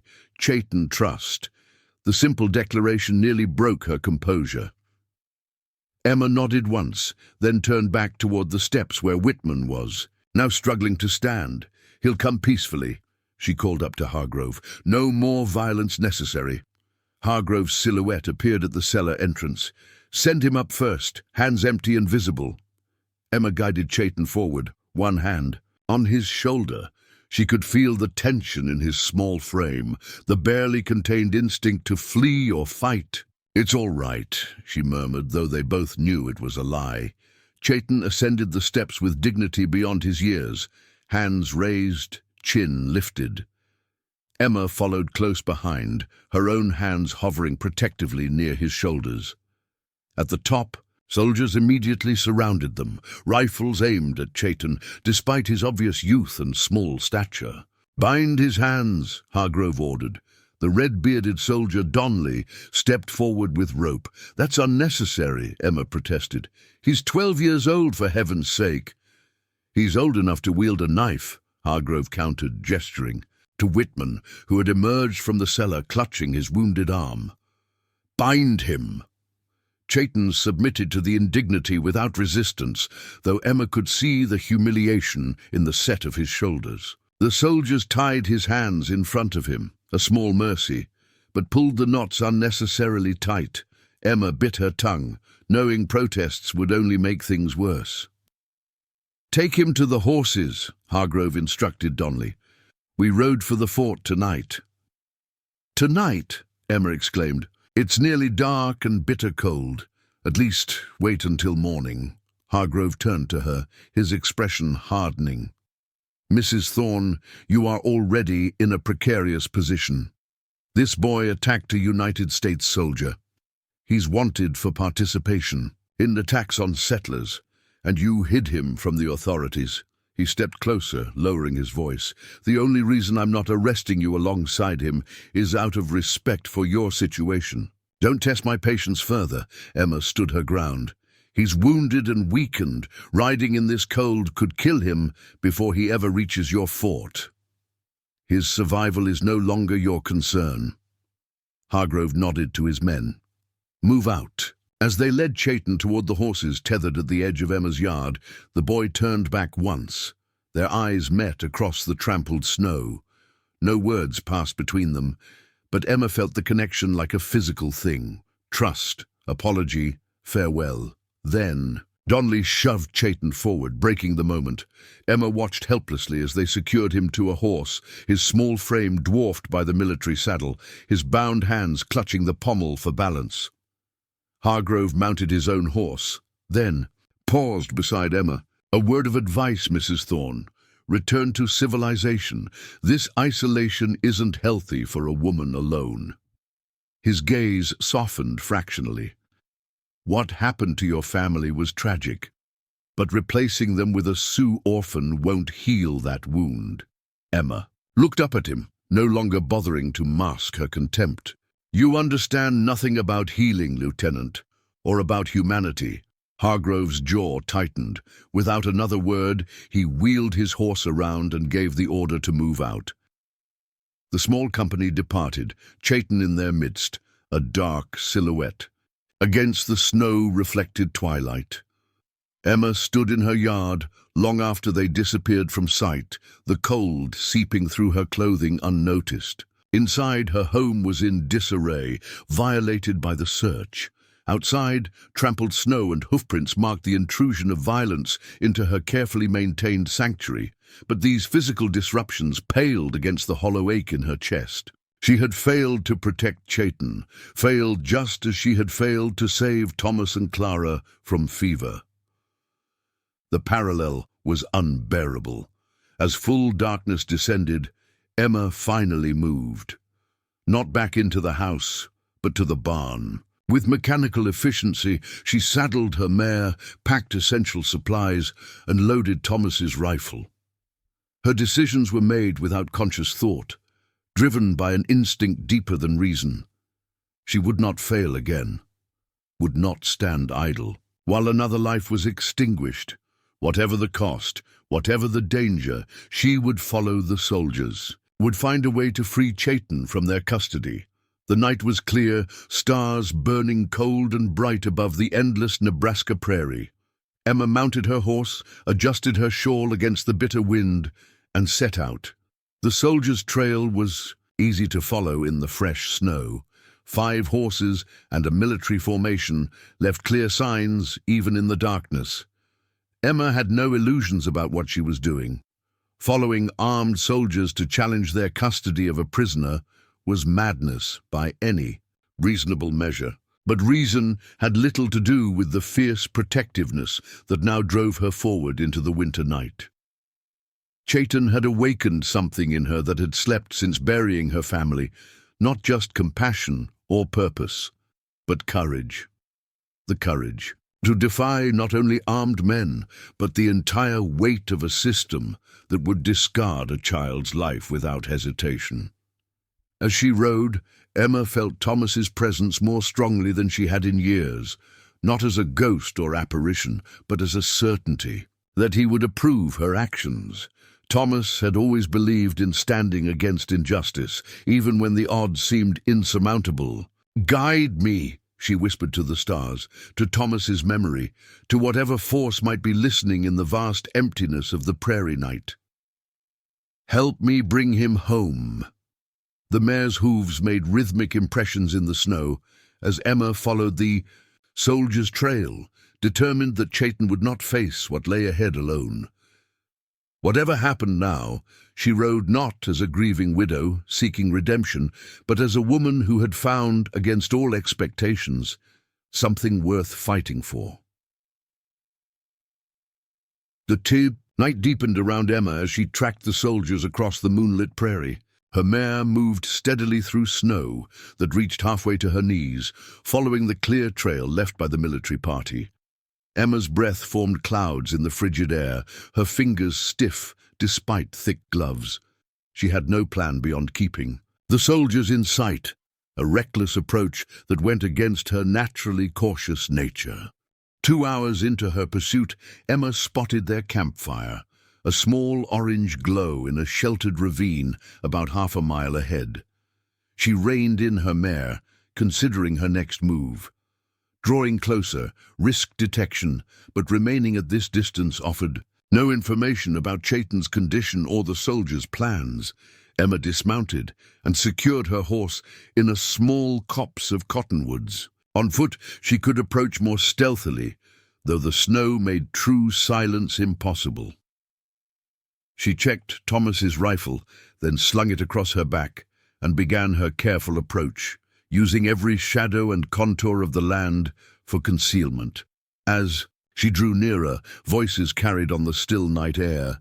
The soldiers had made camp efficiently, a small fire, horses picketed nearby, bedrolls arranged in a rough circle. Lieutenant Hargrove sat on a fallen log, writing in what appeared to be a field journal by firelight. Two soldiers stood guard, rifles ready, while the others tended the horses or prepared a simple meal. Emma's heart raced when she finally spotted Chayton. The boy sat apart from the fire, hands still bound, back against a boulder. Even from a distance, she could see he was shivering, his thin frame hunched against the cold. They had given him no blanket, offered no share of their coffee or rations. The casual cruelty made Emma's blood boil. She retreated to consider her options. 5 armed soldiers against 1 woman with a rifle presented impossible odds in direct confrontation. Waiting until they slept might offer a chance to free Chayton, but the guards would make that difficult, and even if she succeeded, how far could they get in the open prairie before being pursued? As Emma weighed these bleak possibilities, movement near the camp caught her eye. A lone rider approached from the east, someone not part of the original party. The soldiers reacted immediately, hands going to weapons until a call from the newcomer identified him as friendly. Emma crept closer again, staying low behind a snowdrift within earshot. The new arrival, an army scout by his dress, dismounted and approached Hargrove with urgent gestures. Their conversation, though hushed, carried in fragments to Emma's straining ears. Large war partied across the river. Tracking your men. Hargrove's response was sharp with tension. How many? 30, maybe more. Heavily armed, not more than a day behind you. The lieutenant's posture stiffened. Sioux? The scout nodded. War paint, looking for something or someone. Their eyes turned toward Chayton, who sat motionless, giving no indication whether he understood what was happening. Emma's mind raced. A Sioux war party tracking the soldiers, looking for Chayton. It seemed impossible. He had said his family was dead, his people scattered after the attack on their camp, unless not all had been killed. Unless someone had survived and organized a rescue party. Hargrove issued rapid orders to break camp. We ride now. Push through. The night. Get to the fort before they intercept us. Emma retreated quickly to her mare. The situation had shifted dramatically. A Sioux war party changed everything, adding both new danger and new possibility. If they were indeed searching for Chayton, Emma might find unexpected allies. But being caught between army soldiers and Sioux warriors was a perilous position for a lone white woman. She mounted and followed at a greater distance as the soldiers resumed their journey with increased urgency. Their pace was punishing in the difficult terrain, especially for Chayton, who swayed precariously in the saddle. Emma's concern grew with each mile. The boy was weakened from his injuries, and the cold, combined with exhaustion, could kill him. Before they reached the fort, around midnight, snow began falling again, light at first, then heavier. The wind rose, driving icy particles horizontally. Emma pulled her scarf higher, eyes watering in the bitter cold. Visibility decreased rapidly, the soldiers ahead becoming shadowy outlines, then disappearing altogether in the whiteout conditions. Panic fluttered in Emma's chest. Losing their trail now could mean Chayton's death. She urged her mare forward, following the rapidly filling tracks with desperate focus. But within minutes, the swirling snow had erased all signs of their passage. Emma halted, momentarily paralyzed. By indecision, continuing blindly risked missing the soldiers entirely, or worse, becoming disoriented and lost in conditions that could prove fatal. But turning back meant abandoning Chayton to his fate. A sound cut through the howling wind, horses' hooves moving fast and coming from the east. Emma's heart lurched. The Sioux war party, or the soldiers doubling back? She had seconds to decide. Instinct took over. Emma guided her mare off the trail into a shallow depression ringed by scrub brush, then dismounted and crouched beside her horse, rifle ready. The approaching riders materialized through the curtain of snow, 15 warriors on painted ponies, moving with practiced precision despite the storm. Their faces bore red and black war paint, feathers and scalps adorning their weapons and shields. Emma held absolutely still, barely breathing as they passed within 30 yards of her position. Snow and darkness provided cover, but discovery would mean certain death. These men were not riding to parley, but to kill, their purpose. Written in every line of their bodies, when they had passed, Emma remounted with shaking hands. The storm had inadvertently provided an opportunity. The Sioux would likely overtake the soldiers, leading to a confrontation. In the chaos, she might find a chance to reach Chayton. Emma adjusted her course to follow the war party, keeping well. Back, the snow began to ease as suddenly as it had intensified, revealing open country ahead, where the land dipped toward a frozen creek bed. Through clearing visibility, Emma saw what the warriors had already discovered. The soldiers had taken shelter in a stand of bare cottonwoods, horses picketed close, a hasty defensive position established. Hargrove had obviously recognized the futility of continuing through the blizzard, but his choice of stopping place betrayed his inexperience with the land. The shallow ravine offered some protection from the wind, but left them vulnerable to attack from the ridgeline above. The Sioux had immediately recognized this advantage. Even as Emma watched from her concealed position a quarter-mile away, they split into two groups, one circling to approach from behind, while the others prepared to attack from the front. She had perhaps 15 minutes before the assault began, a brief window to attempt the impossible. Emma secured her mare in a protected hollow, gathered her rifle and rope, and began a careful approach on foot, using the storm's lingering curtain and the Sioux's preoccupation with the soldiers to move undetected. The soldiers had positioned Chayton at the base of the largest tree, hands still bound, a single guard standing nearby. The other men were focused outward, sensing danger but unsure from which direction it would come. Emma circled wide, approaching from the creek bed where the bank provided cover. She was within 50 yards of the camp when a war cry split and night the signal for attack. Gunfire erupted immediately as the Sioux charged from two directions. The guard near Chayton rushed to join the defense, momentarily leaving the boy unattended. Emma seized the chance, darting forward in a crouched run. Chayton saw her coming, his eyes widening in shock. She pressed a finger to her lips, then dropped beside him, knife already out to cut his bonds. "Emma," he whispered, disbelief and hope warring in his voice. "Why did you come?" "To take you home," she replied simply, sawing through the rope around his wrists. The battle raged 20 yards away, rifle fire, war cries, the clash of metal on metal as warriors engaged the soldiers in hand-to-hand combat. The moment Chayton's hands were free, Emma pulled him toward the creek bed. They had covered half the distance when Lieutenant Hargrove's voice cut through the chaos. "The boy, stop them!" A rifle cracked, the bullet throwing snow at Emma's feet. She pushed Chayton ahead. "Run! Don't wait for me!" The boy hesitated only a fraction of a second before obeying, disappearing into the shadows of the creek bed. Emma turned, raising Thomas's rifle as Hargrove advanced on her, pistol drawn. "Drop the weapon, Mrs. Thorne," he commanded. Blood streaked his face from a gash on his forehead, but his aim was steady. Emma kept her rifle level. "Let him go, Lieutenant. He's just a child." "A child who'll grow into a warrior, who kills white families," Hargrove replied coldly, "like the ones attacking my men right now." Around them, the battle had begun to shift. 3 soldiers lay motionless, in the snow, while the remaining 2 fought desperately against warriors who outnumbered them 5-1. The outcome was inevitable.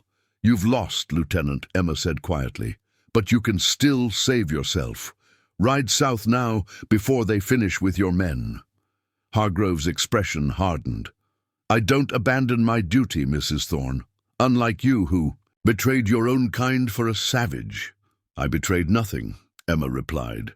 "I honored what my husband taught me, that humanity isn't determined by the color of skin or the language of prayers. Their standoff was interrupted by a warrior's approach, a tall man whose elaborate headdress and commanding presence marked him as a leader. He carried a bloodied war axe, its edge glinting in the faint moonlight, now breaking through dissipating clouds. The warrior assessed the situation with a glance, then raised his axe. Hargrove swung his pistol toward this new threat, momentarily forgetting Emma.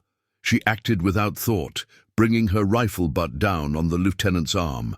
The pistol discharged harmlessly into the ground as Hargrove stumbled off balance. Before either could recover, the warrior was upon them. He seized Hargrove by the collar, dragging him to his knees. The lieutenant struggled briefly, then went still as the war axe pressed against his throat. The warrior looked to Emma, his dark eyes questioning her presence and purpose. "Chayton," Emma said desperately, hoping the name might mean something to this man. "I help Chayton." The warrior's expression shifted subtly. He spoke rapid words, in Lakota that Emma couldn't understand, but his tone was demanding. "I don't understand," Emma admitted, "but Chayton is there." She pointed toward the creek bed. "I cut his ropes. He's free." The warrior studied her face, seeming to weigh her words against her appearance. A white woman, alone, armed, clearly not with the soldiers. Something in her demeanor must have convinced him, because he lowered his axe slightly and called out, in Lakota, from the creek bed. Chayton emerged cautiously. When he saw the warrior, his entire bearing changed, straightening from the defensive crouch he'd maintained with the soldiers to a posture of recognition and respect. He responded in rapid Lakota, gesturing repeatedly toward Emma as he spoke. The warrior listened intently, his grip on Hargrove never loosening. When Chayton finished, the warrior nodded once, then addressed Emma in broken English. "Woman help Chayton. Why?" The question's simplicity belied its complexity. Emma searched for words this warrior might understand. He needed help. He was hurt, just a boy. She hesitated, then added, "My son died. I couldn't save him, but I could save Chayton." The warrior absorbed this, his expression unreadable. After a long moment he spoke again. "Your people kill my people. Why are you different?" Emma had no easy answer. "Not different, just saw Chayton as a child first, not an enemy." The warrior nodded slowly, as if her response confirmed something he already knew. He turned to Hargrove, who remained on his knees in the snow, face pale but defiant. "This man hunt Chayton. Hunt all my people. Why not kill?" The question was directed at Emma, who realized with a jolt that the warrior was asking her permission, or perhaps her judgment regarding Hargrove's fate. The responsibility was terrifying. She looked at the lieutenant, the man who had pursued Chayton relentlessly, who would have seen him hanged or imprisoned for life, who embodied the government's ruthless policies toward native peoples. Yet killing a disarmed man, even one like Hargrove, felt wrong in ways Emma couldn't articulate. "Killing him won't bring back those already lost," she said finally, "and sparing him might show that mercy exists on both sides." The warrior considered this, then replied with unexpected insight. "Mercy is not always kind. Some men learn nothing from living." Before Emma could respond, Chayton approached and spoke earnestly to the warrior in Lakota. Their exchange was brief but intense. The warrior's expression shifted from skepticism to reluctant acceptance. Finally, he nodded and released Hargrove, shoving him roughly away. "Boy says you go," he told the lieutenant. "Take one horse, ride south, tell your people what happened here, tell the truth." Hargrove staggered to his feet, disbelief warring with relief on his bloodied face. "Why would you let me live?" The warrior's smile was cold. "Not my choice. Boy you hunt says live. Woman who protect him says live." He gestured toward the bodies of Hargrove's men. "Next time, different answer." Hargrove looked from the warrior to Emma to Chayton, something like comprehension finally dawning in his eyes. Without another word, he moved toward the remaining horses, selected one and mounted. He paused once, looking back at Emma. You've chosen your side, Mrs. Thorne. Remember that when spring comes and more soldiers arrive. Emma met his gaze steadily. I chose humanity, Lieutenant. Nothing more, nothing less. Hargrove wheeled his horse and rode south, a solitary figure soon swallowed by darkness. Emma watched until he disappeared, aware that she had crossed a line from which there was no return. By helping Chayton, by confronting the army, by standing with the Sioux now, she had placed herself outside the protection of her own society. The warrior approached her, his previous hostility replaced by cautious respect. I am Black Wolf, uncle. To Chayton, brother to his father. He touched his chest. I search many days for Chayton. Think him dead like others. Emma nodded, understanding flowering. Not all of Chayton's family had been killed in the raid. This man, his uncle, had survived and gathered warriors to search for him. Emma saved Chayton, the boy said, coming to stand beside her. Give food, medicine, hide from soldiers. Black Wolf studied Emma with new intensity. Why do you follow soldiers? Big danger for woman alone. Emma looked at Chayton, the boy who had awakened her from grief's long slumber. I couldn't let them take him. The simplicity of her answer seemed to satisfy Black Wolf. He gestured to the remaining warriors, who had finished searching the soldiers' belongings for weapons and supplies. We go now, far from here before more soldiers come. Reality crashed in on Emma.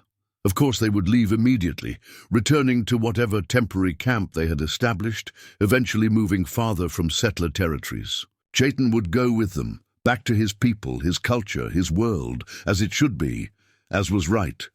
Yet the prospect of returning to her empty farmhouse, to silence and solitude after these weeks of renewed purpose, felt unbearable. Emma steeled, herself against the emotion, unwilling to make this moment about her loss rather than Chayton's reunion with his kin. I should get back to my farm, she said, striving for practical tones. It's a long ride. Black Wolf shook his head. No. Too dangerous. Soldiers find dead men, look for who kill. Find white woman who help Indian boy. He gestured eastward. Come to camp, wait until safe. The invitation or command took Emma by surprise. Your camp? But she faltered. White woman, Black Wolf finished for her. Yes, but Chayton, say you have a good heart. Brave spirit. He glanced at the dead soldiers, then back to Emma. Need brave spirit now. Need safe place. Emma recognized the truth in his words. Returning to her farm meant facing not only Hargrove's eventual return with reinforcements, but also potential suspicion from her neighbors if word spread of her involvement. Yet, accompanying a Sioux war party to their camp seemed equally fraught with danger. Chayton seemed to sense her hesitation. He stepped closer, looking up at her with those old soul eyes that had first captured her compassion. Emma, come, he said, the words somewhere between question and plea. Chayton, show way. In that moment, Emma understood she had already chosen. Her path, the night she opened her door to a wounded boy. Everything since, nursing him, hiding him, following armed soldiers into a blizzard, had been steps along a journey whose destination she was only now beginning to perceive. I'll come, she said quietly. For a little while. Black Wolf nodded once, then turned to organize his warriors for departure. Bodies were wrapped in blankets, not the soldiers, who were left where they had fallen, but 2 Sioux warriors who had died in the battle. Emma watched with solemn respect as the men performed brief rituals over their fallen brothers, preparing them for the journey to their final resting place. Chayton remained by Emma's side, his small hand occasionally brushing, hers not quite taking it but maintaining connection. She noticed he stood straighter among his people, his English giving way to fluid Lakota as he spoke with warriors who clapped his shoulder or touched his head in obvious relief at finding him alive. Emma retrieved her mare from the hollow, where she'd left her, leading the horse back to the impromptu battlefield where Black Wolf was already mounting. The warrior gestured for Chaitin to ride with him, but the boy shook his head and pointed to Emma. After a brief exchange, Black Wolf nodded his assent. Chaitin turned to Emma. "I ride with you." The question carried more weight than its simple words suggested. Emma helped him mount behind her, feeling his thin arms wrap around her waist with familiar trust. Despite everything, the dead soldiers, the uncertain future, the knowledge that this arrangement was temporary, she felt a surge of fierce protection. They rode through the remainder of the night, leaving the battle site far behind. The storm had fully passed, stars emerging in a sky swept clean of clouds. Emma followed the warriors' lead, trusting their knowledge of the land in a way she would never have imagined weeks earlier. Dawn found them approaching a hidden valley where smoke from cooking fires rose in thin columns against the lightening sky. A temporary camp had been established in a defensible position. Teepees arranged in a traditional circle, horses corralled in a natural enclosure formed by rock outcroppings. As they approached, people emerged to meet them, mostly women, children, and elders. Emma realized this wasn't just a war party, but a band who had survived the army's attack on their winter camp, now moving carefully through familiar hunting grounds while avoiding military patrols. Their arrival caused an immediate reaction. Women rushed forward to embrace Chaitin as he dismounted from Emma's horse. Children gathered, staring in undisguised curiosity. Elders approached with more dignity but equal interest, particularly when they saw Emma, a white woman arriving voluntarily with their warriors.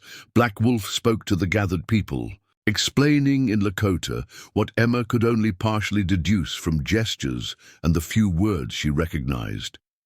He pointed to her several times, and she heard her name mentioned alongside Chaitin's. The crowd's response shifted from suspicion to something like cautious acceptance.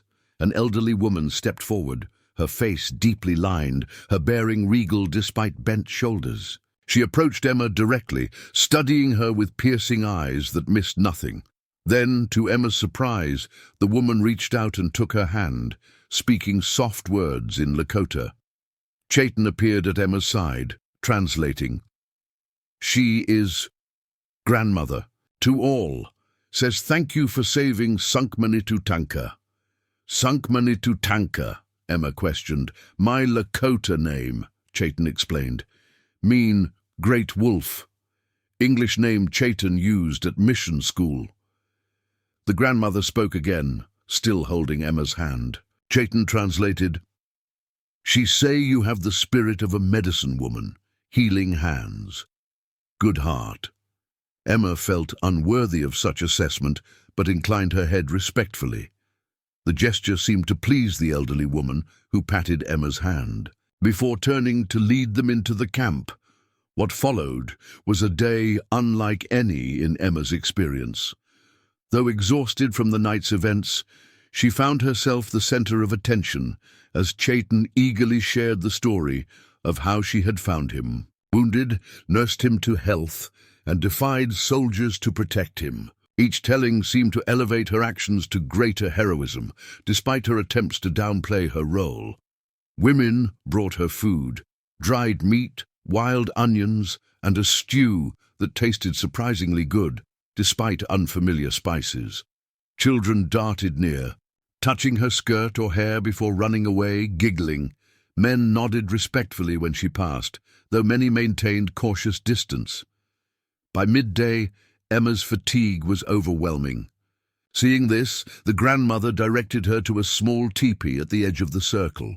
Inside, furs had been arranged as a sleeping pallet, a fire pit at the center providing warmth.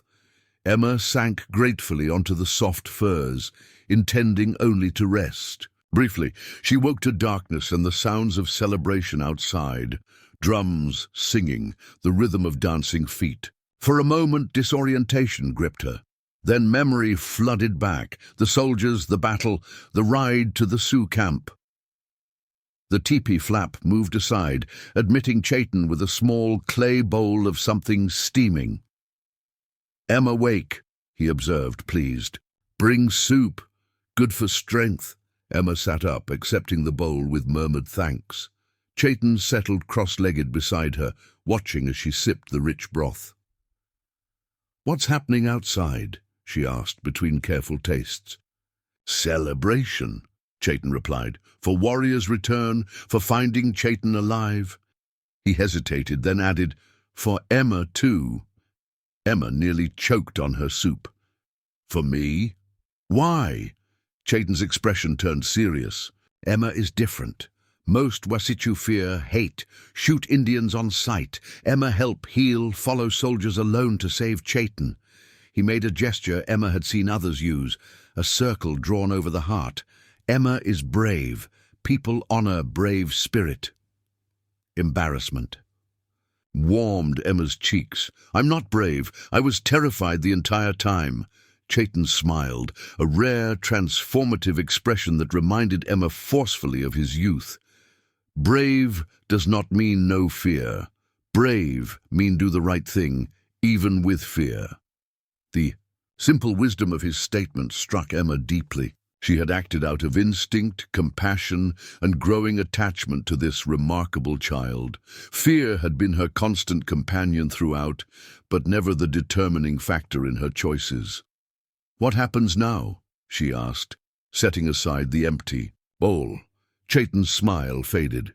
"Black Wolf say camp will move tomorrow. Go north, far from soldiers. Find other Lakota bands for strength." He looked down, fingers tracing patterns in the fur beneath them. "Emma, go home to farm." The question contained a universe of complexity. Emma's farm represented safety, familiar routine, the life she had, built with Thomas. But it also represented isolation, grief frozen in amber, a half-life of mere existence rather than living, and now it likely represented danger as well. Lieutenant Hargrove would not forget her role in the deaths of his men, regardless of whether she had actually participated in the fighting. To return meant facing potential arrest, even hanging, if the military chose to make an example of her. "I don't know," Emma admitted. "My farm may not be safe for me now." Chayton nodded, unsurprised. "Emma could come with us," he suggested, the casualness of his tone belied by the intensity of his gaze. "Learn Lakota ways, be part of people." The offer stunned Emma. Join the Sioux. Leave behind everything familiar to live among people whose language, customs, and beliefs were entirely foreign to her. The idea was simultaneously terrifying and oddly compelling. "I don't think your people would want a white woman living among them," she said gently. "Not permanently." "Some no," Chayton acknowledged candidly, "but grandmother say yes. Black Wolf say yes." He touched her hand lightly. "Chayton say yes." Emma felt tears threatening. The second time in weeks that emotion had broken through her carefully maintained stoicism. This child, who had lost everything and faced death daily, was offering her belonging when her own society would now brand. "A traitor and Indian lover. I need time to think," she said, her voice unsteady. "This is unexpected." Chayton nodded, accepting her hesitation without judgment. "Tomorrow is enough time. Tonight, rest." He rose gracefully. "Tomorrow, Emma, decide." After he left, Emma lay awake despite her exhaustion, listening to the unfamiliar sounds of the Sioux celebration. Drums pulsed like heartbeats, voices rose, in songs whose meaning she couldn't comprehend, but whose emotion transcended language. Occasionally she caught Chayton's laugh, a sound she had heard only rarely in their time together, but one that now struck her as precious beyond measure. Her thoughts turned to Thomas and Clara, to the life they had built and lost. What would Thomas think of her current situation? She could almost hear his thoughtful hum, the sound he made when considering complex moral questions. "You always said true courage was doing what's right, regardless of convention," she whispered to his memory. "Is this what you meant?" No answer came beyond the distant drums and the crackling fire. But somewhere deep within, Emma felt a certainty growing. The path forward might not be clear, but returning to isolation and grief was no longer possible. She had changed, or perhaps had been changed by a wounded boy who had trusted her when he had every reason to fear. Morning would bring a decision. For now, Emma allowed the rhythms of an unfamiliar culture to lull her towards sleep. Her dreams, filled not with death and loss, but with open prairie and possibilities she had never before considered. Dawn broke clear and cold over the Sioux camp, painting the snow-covered landscape in shades of rose and gold. Emma emerged from the teepee to find the encampment already in motion. Women dismantling dwellings, men packing travois, children gathering belongings in practice movements that spoke of frequent relocations. Chaitin approached as she stood, taking in the scene, his face freshly painted with a single red stripe across each cheek. He wore clothing provided by his people: buckskin, leggings, a fur-lined jacket adorned with porcupine quills, moccasins that fit his healing feet better than Emma's improvised bandages had. "We leave soon," he said, offering her a wooden cup of something hot. 2 hours, maybe less. Emma accepted the drink, a tea made from pine needles and some herbs she couldn't identify. The taste was unfamiliar but not unpleasant, bitter with undertones of sweetness. "You look different," she observed, noting the straightness of his posture, the confidence in his bearing. Among his people, Chaitin had reclaimed something that captivity and injury had temporarily stripped away. "Feel different," he agreed, touching the painted stripes on his face. "These marks for protection. Grandmother say help on journey." He studied her face with unusual intensity. Emma decide? The question she had pondered through the night lay between them, unavoidable now. As the camp prepared to move north, return to her farm and face potential retribution, or accompany the Sioux into an uncertain future. Before Emma could respond, Black Wolf approached with the elderly grandmother at his side. The warrior's face remained impassive, but his eyes held something like respect when they met Emma's.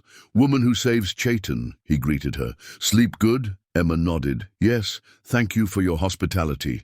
Black Wolf gestured toward the activity around them. "We go north soon. Many days, travel to safe place. Winter make hard journey." Emma recognized this as the preamble to the same question Chaitin had posed. They needed her decision, not just for practical purposes, but because her presence among them represented risk. A white woman traveling with Sioux would draw attention, potentially endangering the entire band. The grandmother spoke in Lakota, her weathered hand touching Emma's arm with surprising gentleness. Black Wolf translated, "She say you have dream. Last night. Important dream. Ask what you see." Emma hesitated. She had indeed dreamed, vivid images of prairie grasses waving beneath summer skies, of Thomas standing at the edge of a river, gesturing for her to cross, of Clara running ahead, toward distant mountains, looking back to ensure Emma followed. "I dreamed of my husband," Emma said carefully. "He was showing me a path forward." Black Wolf relayed this to the grandmother, whose eyes never left Emma's face. The old woman nodded, as if confirming something she already knew, then spoke. "Again at length. Grandmother say dreams show true path when heart confused," Black Wolf translated. "Say your husband's spirit tell you leave old life behind. Begin new journey." He paused, then added his own words. "But choice must be yours. No one force." Emma looked around at the camp, at women working with efficient purpose, at children who paused in their tasks to watch her curiously, at warriors who maintained vigilant guard even as they prepared to move. These people had welcomed her despite every reason for suspicion, had offered her protection when her own society would now condemn her. Yet joining them meant leaving behind everything familiar, Her farm, her few neighbors, the graves of her family, the world she understood. The magnitude of such a choice was overwhelming. "I need to see something first," Emma said suddenly. "Before I decide." Black Wolf's brow furrowed. "What thing?" "My farm," Emma replied. "One last time." Understanding dawned in the warrior's eyes. He conferred briefly with the grandmother, who nodded and spoke a few words. "Grandmother say heart needs ceremony of leaving," Black Wolf translated. "Needs to say goodbye to old spirits, old life."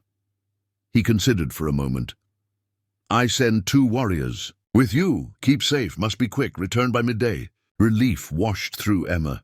She hadn't realized how important this final visit was until the words left her mouth. "Thank you. I'll be ready to ride in a few minutes." As she gathered her few belongings, Chayton appeared at her side. "Chayton, come too." Emma paused. "Are you sure? It might be dangerous." Emma faced danger for Chayton, he interrupted. Now Chayton faced danger with Emma. His tone made it clear this wasn't a request, but a statement of intent. Emma felt a surge of emotion, pride, affection, and something deeper that she wasn't yet ready to name. She nodded, accepting his decision with the respect it deserved. Within half an hour, a small party assembled. Emma on her mare, Chayton riding double with her, and 2 warriors Black Wolf had selected as escorts. The remainder of the band would begin their northward journey, with Emma's group rejoining them by afternoon if all went well. They rode in silence across the winter landscape, frost crunching beneath hooves, breath-forming clouds in the frigid morning air. Emma's thoughts churned as familiar landmarks appeared. The lightning-struck oak that marked the boundary of her property, the small creek now frozen solid, the rise of land that hid her farmhouse from view until you crested the final hill. When the homestead came into sight, Emma reined in her mare, momentarily overcome. The place looked smaller somehow, more isolated than she remembered. Smoke still rose from the chimney, the banked fire she'd left days earlier maintaining a ghost of warmth within. The Sioux warriors halted a respectful distance away, allowing Emma and Chayton to approach alone. They rode slowly into the yard, past the barn where animals would be hungry and thirsty after days of neglect, past the chicken coop where hardy hens had likely survived on stored grain, to the front porch where Emma had stood watching for Thomas's return countless evenings. Emma dismounted, then helped Chayton down. For a moment they simply stood looking at the weathered, clapboard structure that had been Emma's entire world for 3 years. "This Emma home," Chayton said softly. It wasn't a question. "It was," Emma agreed, surprised at the past tense that came naturally to her lips. They entered together, the familiar scents of wood smoke and dried herbs enveloping them. The house stood exactly as they had left it. Dishes still in the dry sink, Emma's knitting abandoned on her chair, Clara's door slightly ajar, showing the neatly made bed where Chayton had recovered from his wounds. Emma moved through the rooms, slowly, touching objects that had defined her existence, Thomas's pipe still on the mantel, Clara's wooden toys carefully preserved, the Bible that had provided what little comfort she could find after their deaths. Each item now felt like an artifact from someone else's life, important but no longer essential. She collected a few practical necessities: warmer clothing, her sewing kit, the small bag of coins Thomas had hidden beneath a floorboard for emergencies. To these she added carefully chosen keepsakes: Thomas's pocket watch, Clara's small pearl hairpin, the locket containing locks of their hair.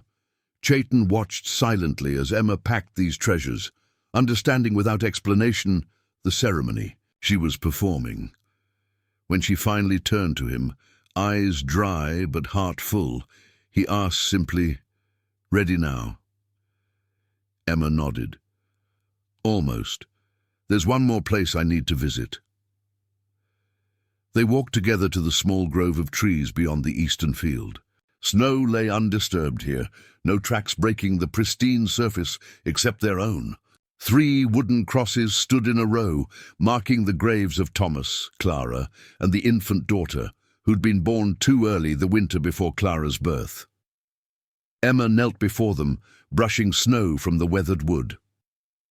Chayton remained standing, head bowed in respect for this sacred space. "I haven't been good at living without you," Emma said softly to the crosses. "Just existing. But now—" She trailed off, searching for words to explain a transformation she herself barely understood. "Now there's a path forward I never expected. A purpose beyond grief." The winter wind whispered through bare branches above, the only response to her words. Yet Emma felt a shifting inside, not the lifting of grief exactly, but its transformation into something that could be carried differently, integrated rather than defining. "I'm not forgetting," she assured the silent crosses. "I'm just continuing, as you would have wanted." Emma removed her gloves and pressed her bare palm to the frozen ground that held her family. Through layers of snow and ice, she imagined she could feel the earth's heartbeat, steady and patient, a rhythm that had continued uninterrupted despite her personal devastation.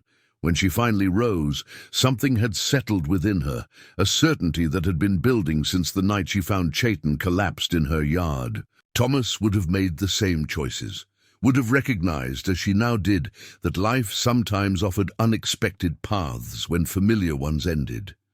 "Goodbye," she whispered, not to the wooden markers, but to the grief that had consumed her. Then she turned to Chayton, who watched her with quiet understanding beyond his years.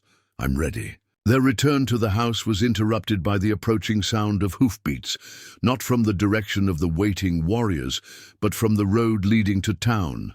Emma's heart raced as she urged Chayton toward the barn.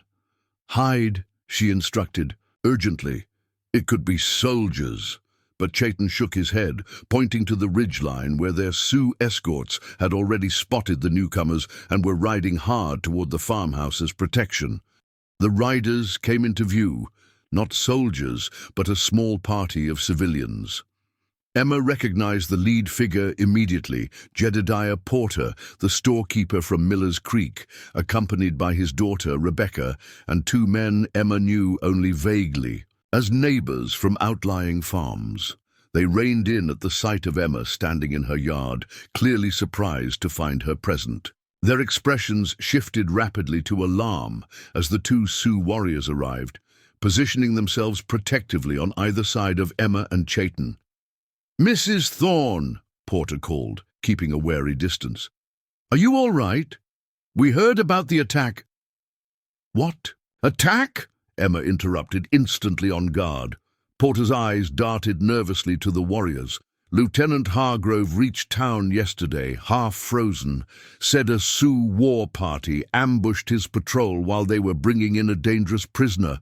Said they killed his men and took a white woman captive." His gaze fixed on Emma with dawning comprehension. "You—" Emma straightened her spine, instinctively moving closer to Chayton. "I wasn't taken captive, Mr. Porter. I chose to help this boy when soldiers shot him and left him for dead. I chose to follow when they took him prisoner. And I chose to accept the protection of his people when it became clear my own neighbors might not understand my decisions." Silence followed this declaration, broken only by the creak of saddle leather as the men shifted uncomfortably. "Mrs. Thorne," Porter said finally, his voice gentler than before, "the Army's sending a full company from Fort Kearney. Hargrove told them the Sioux who attacked his men are heading north with a white hostage. They aim to catch them before they cross the river." Alarm coursed through Emma. A full company meant dozens of soldiers, overwhelming force against Black Wolf's small band, especially with women, children, and elders to protect. "When?" she demanded. "They're mustering now," Porter replied. "Be on the trail by noon." Emma exchanged glances with the Sioux warriors, who had understood enough of the conversation to recognize the danger. One immediately wheeled his horse and rode back toward their camp, clearly intending to warn Black Wolf. "You need to come with us, Mrs. Thorne," Porter continued. "Town's in an uproar. Hargrove's claiming you collaborated with hostiles, but nobody's believing that nonsense. Not if you come back willingly." The offer was surprisingly tempting, a chance to return to the world she knew, to have her actions explained away as the confusion of a grieving widow, perhaps even to be viewed with sympathy, rather than condemnation. All she had to do was denounce Chayton and his people, frame her involvement as coercion rather than choice. Emma looked down at Chayton, whose face had gone carefully blank. The mask he'd worn when first brought to her home, when trust was still a foreign concept between them. She knew he would understand, if she chose safety, would perhaps even encourage it. His capacity for selflessness had been demonstrated repeatedly, but such a choice would betray everything that had awakened in her during their time together: courage, purpose, the ability to see beyond societal boundaries to the humanity they shared. "Mr. Porter," Emma said evenly, "I appreciate your concern, but I'm exactly where I've chosen to be." Porter's daughter Rebecca spoke for the first time, her young voice urgent. "Mrs. Thorne, please. They're saying terrible things in town. That you've gone native, that you helped kill soldiers. The army won't be merciful when they come." "Then we need to be gone before they arrive," Emma replied calmly. She turned to the remaining Sioux warrior. "We should rejoin the others immediately." The warrior nodded, understanding her intent if not her exact words. Porter and his companions watched in growing disbelief as Emma quickly gathered her saddlebags and prepared to depart. "You can't mean to go with them," one of the neighbor men protested. "Think of what you're giving up. Your home, your standing in the community. For what? These savages will never accept you as one of them." Emma secured her belongings to her saddle before responding. "I've been shown more compassion and understanding by these savages in one day than I've experienced from my neighbors in 3 years of widowhood." She paused, then added more gently, "My life here ended when I buried my family. I just didn't recognize it until now." Porter dismounted and approached her, genuine concern in his weathered face. "Emma, please, this is madness. Whatever you feel you owe this boy, there are other ways to help him that don't involve throwing your life away." Emma smiled sadly. "It's not about debt, Jedediah. It's about finding purpose again, about living instead of just surviving." She mounted her horse, then reached down to help Chayton up behind her. "Please tell anyone who asks that I made this choice freely, that I regret nothing." Porter stepped back, recognition dawning that her mind was truly made. "What about your farm, your animals?" "Take them," Emma said simply. "Distribute them to families who need help. The farm deed is in the Bible on the mantle. Sell it and use the money for the school fund." She paused, then added, "And tell Lieutenant Hargrove that I'm not a hostage. I'm exactly where I belong." With those words, Emma turned her mare and rode away from the homestead, Chayton's arms secure around her waist, the Sioux warrior leading the way toward where Black Wolf's band would be traveling north. She did not look back at the men watching from her yard, nor at the farm that had been both sanctuary and prison for 3 grief-filled years. They rode hard, pushing the horses to their limits across the snow-covered prairie. By mid-morning, they caught up with the Sioux band, already alerted to the danger by the first warrior's return. Black Wolf had altered their course, leading them toward a series of ravines that offered better protection and less visible trail than the open plain.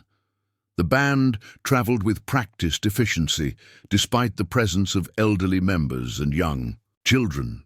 Emma found herself alongside the women, learning through gesture and example how to secure packs, how to keep young ones warm during brief rest periods, how to move with minimal trace across the winter landscape. By late afternoon, they reached the river, its surface partially frozen, with dangerous open channels of swift-running water between ice sheets. Here was the boundary that soldiers would expect them to cross, the natural division between territories. Black Wolf had other plans. Instead of attempting the treacherous crossing, he led them parallel to the riverbank, following game trails. Through dense brush, where horses left minimal tracks. They traveled until dusk, then made cold camp. No fires, minimal shelter, hushed voices. Scouts were posted at regular intervals, watching for pursuit. The grandmother found Emma as she helped. Distribute dried meat and pemmican among the children. The old woman's face was creased with approval as she watched Emma's careful interactions, her attempts to communicate despite language barriers.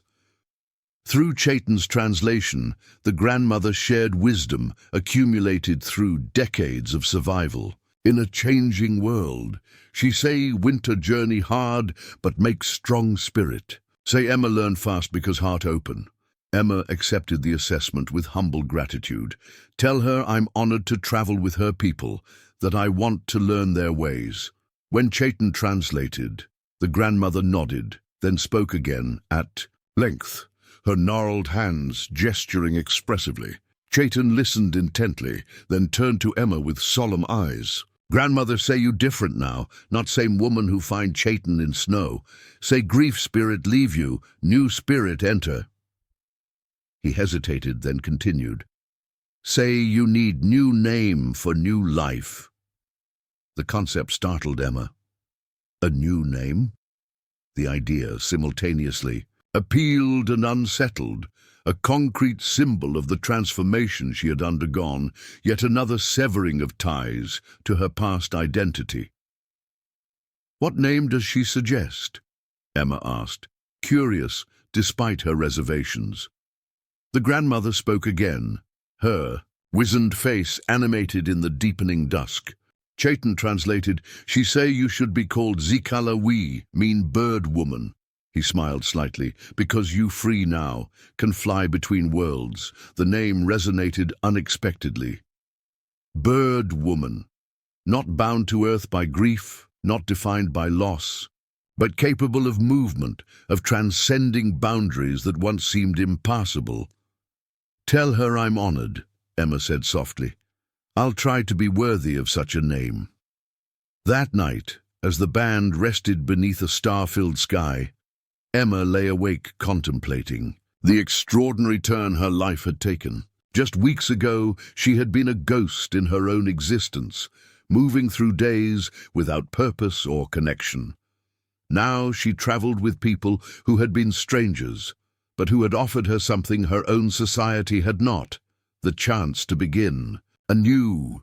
Chayton slept nearby, wrapped in furs, his face peaceful in a way it had never been at the farm, where danger had been a constant companion. Emma watched him for a moment, marveling at the resilience of youth, the capacity for recovery when safety and belonging replaced fear and loss. In the distance, a wolf howled, a sound that once would have sent Emma reaching for her rifle, but which now seemed merely part of the night's natural symphony. Another wolf answered from a different direction, then another, their voices weaving together across the starlit prairie. Black Wolf appeared silently beside her, his presence unthreatening despite his warrior status. He gestured toward the sound. Wolf speak to wolf, he said in his limited English. Say where safe, where danger, always talk to family. Emma nodded, understanding the parallel he drew. Like your people, staying connected even when separated. Black Wolf seemed pleased at her comprehension. Yes, white people build walls, stay apart. My people stay together, stronger. The simple observation contained profound truth.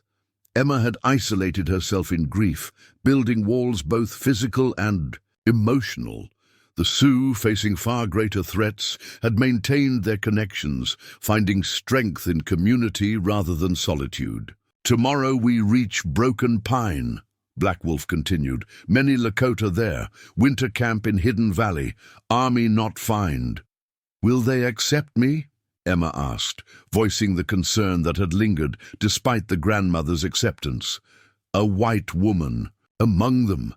Black Wolf considered this with characteristic directness. Some yes, some no, same as White Town, some good hearts, some closed. He touched his chest. But you saved Chayton, Chief's nephew, important boy. His eyes held hers steadily. You different white person. They see this. Learn trust. The assessment was fair. More than fair, given the treatment his people had received at the hands of white settlers and soldiers. Emma could ask for no more than the chance to prove herself worthy of inclusion, to earn trust through actions rather than empty words. "I'll work hard," she promised. "Learn quickly." Black Wolf nodded, satisfied. "Sleep now. Long journey tomorrow." As he moved away to check the perimeter, Emma settled back, drawing her blanket tighter against the winter chill. Above her, stars, wheeled in patterns Thomas had once taught her to recognize. The Dippers, Orion's belt, the Pleiades cluster he called the Seven Sisters. The same stars would shine over her abandoned farm, over Thomas and Clara's graves, over the town where her name was now likely spoken with confusion or condemnation. The continuity was strangely comforting, a reminder that some things remained constant despite the upheaval of human lives. Emma closed her eyes, allowing sleep to finally claim her. Her last conscious thought was not of what she had left behind, but of what lay ahead, a journey into unknown territory, both physical and spiritual, guided by a boy she had saved and who had, in turn, saved her. The morning dawned clear and cold, the band rising before first light to continue their northward journey. Emma joined the women in packing the minimal camp, her movements becoming more confident with each task. Children who had watched her warily now approached with shy curiosity, offering small treasures, a uniquely shaped stone, a hawk feather, a bit of colored trading cloth, as gestures of acceptance. Chayton moved between worlds effortlessly, sometimes riding with Emma, other times joining young men his age in scouting short distances ahead. His wound had healed remarkably, his spirit visibly strengthening as he reclaimed his place among his people. He took obvious pride in introducing Emma, or Zikalawi as some had begun to call her, explaining her skills and courage in terms that made her blush with their exaggeration. By midday, the terrain changed, becoming more rugged as they entered, the foothills of distant mountains. Game trails narrowed, forcing the band to travel single file through passages where rock walls provided protection from wind and concealment from searching eyes. Late afternoon brought them to a natural gateway, two towering rock formations flanking a hidden valley beyond. As they passed between these silent sentinels, Emma gasped at the sight that unfolded. A large encampment spread across the protected valley, dozens of teepees arranged in traditional circles, smoke rising from cooking fires, horses corralled. In natural meadows, people moving with purpose through a fully functioning community. Black Wolf raised his hand, signaling to warriors stationed at the valley entrance. A series of calls echoed across the space, not quite speech, not quite animal sound, but something in between that communicated their identity and peaceful intent. As they descended into the valley, people emerged from teepees to greet the newcomers. Children ran ahead, announcing their arrival. Women paused in their work to watch with interest. Warriors approached to exchange news with Black Wolf and his men. Emma felt the weight of countless eyes upon her, the white woman riding among Lakota. She sat straighter in her saddle, conscious that first impressions would matter greatly in determining her reception. Beside her, Chayton beamed with undisguised pride, occasionally calling out greetings to people he recognized from before the attack on his winter camp. At the center of the encampment, a large teepee stood decorated with painted symbols depicting battles and visions. Before it waited, a man whose bearing immediately identified him as a leader, tall, straight-backed despite advanced years, wearing a headdress of eagle feathers and ermine tails that signified significant status. The band halted as Black Wolf dismounted and approached this man. They spoke at length in Lakota, Black Wolf gesturing occasionally toward Emma and Chayton. The chief's expression remained impassive as he listened, his dark eyes eventually shifting to study Emma directly. When Black Wolf finished speaking, the chief raised his hand, signaling Emma to approach.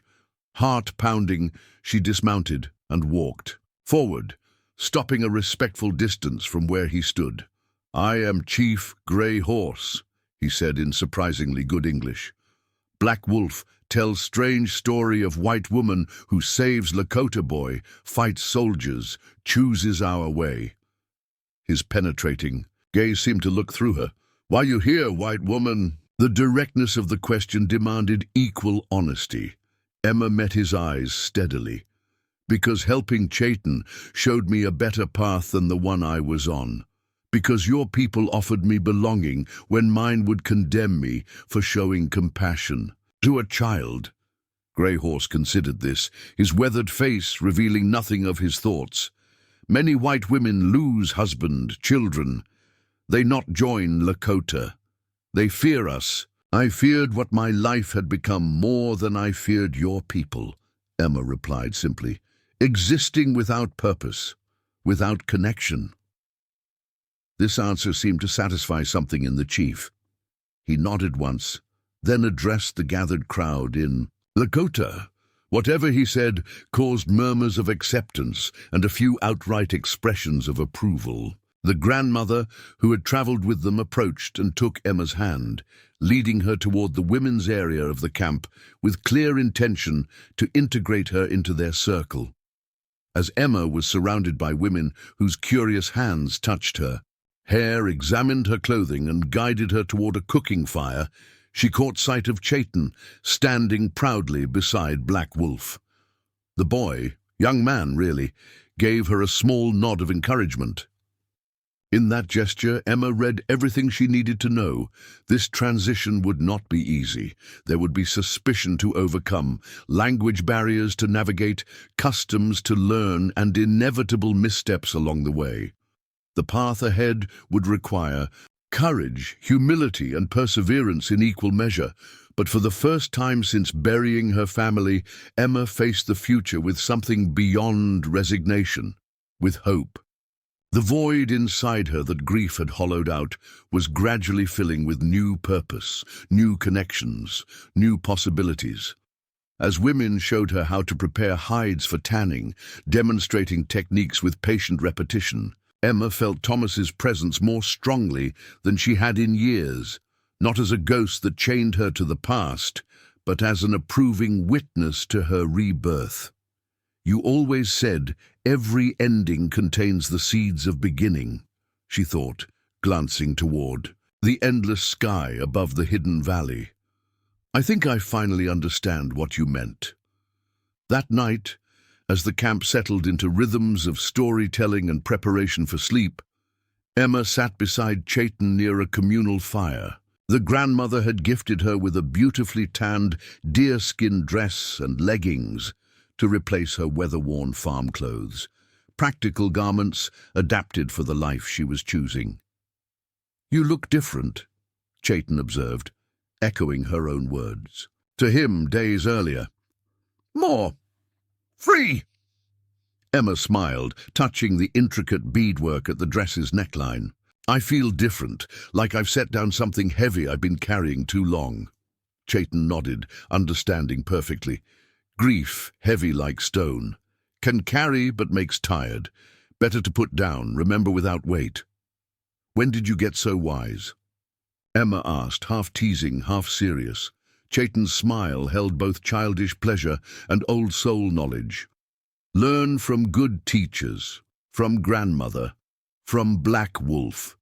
He hesitated, then added softly, "From Emma Thorne, who becomes Zikalawi." The dual naming felt right, acknowledging both who she had been and who she was becoming.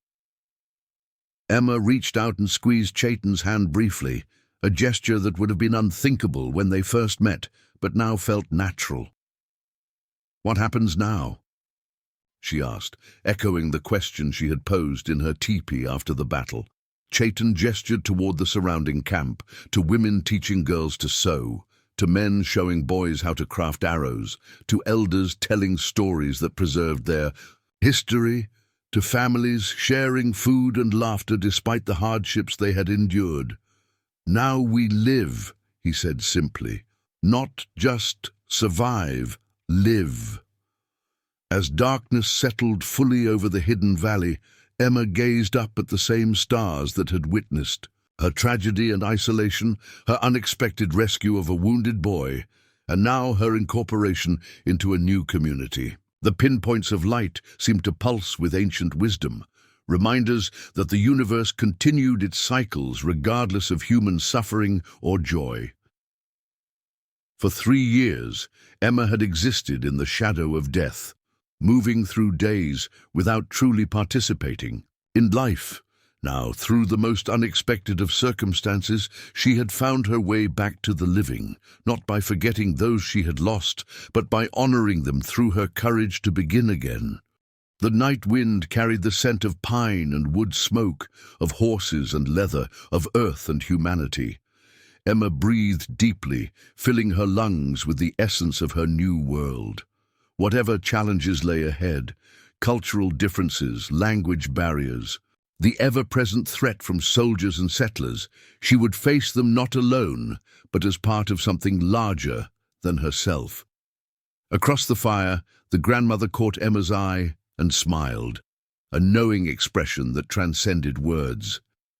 In that moment, Emma understood that the elderly woman had recognized something in her from their first meeting, not just a white woman who had helped a Lakota child, but a soul in transition, seeking a new path when the old one had ended. Chayton leaned against Emma's shoulder, his young body relaxed in a way it had never been at the farm, where tension had been his constant companion. "Good journey," he murmured sleepily. "Long way from the root cellar." Emma smiled at the understatement. "Very long way," she agreed, putting her arm around his shoulders, "but worth every step."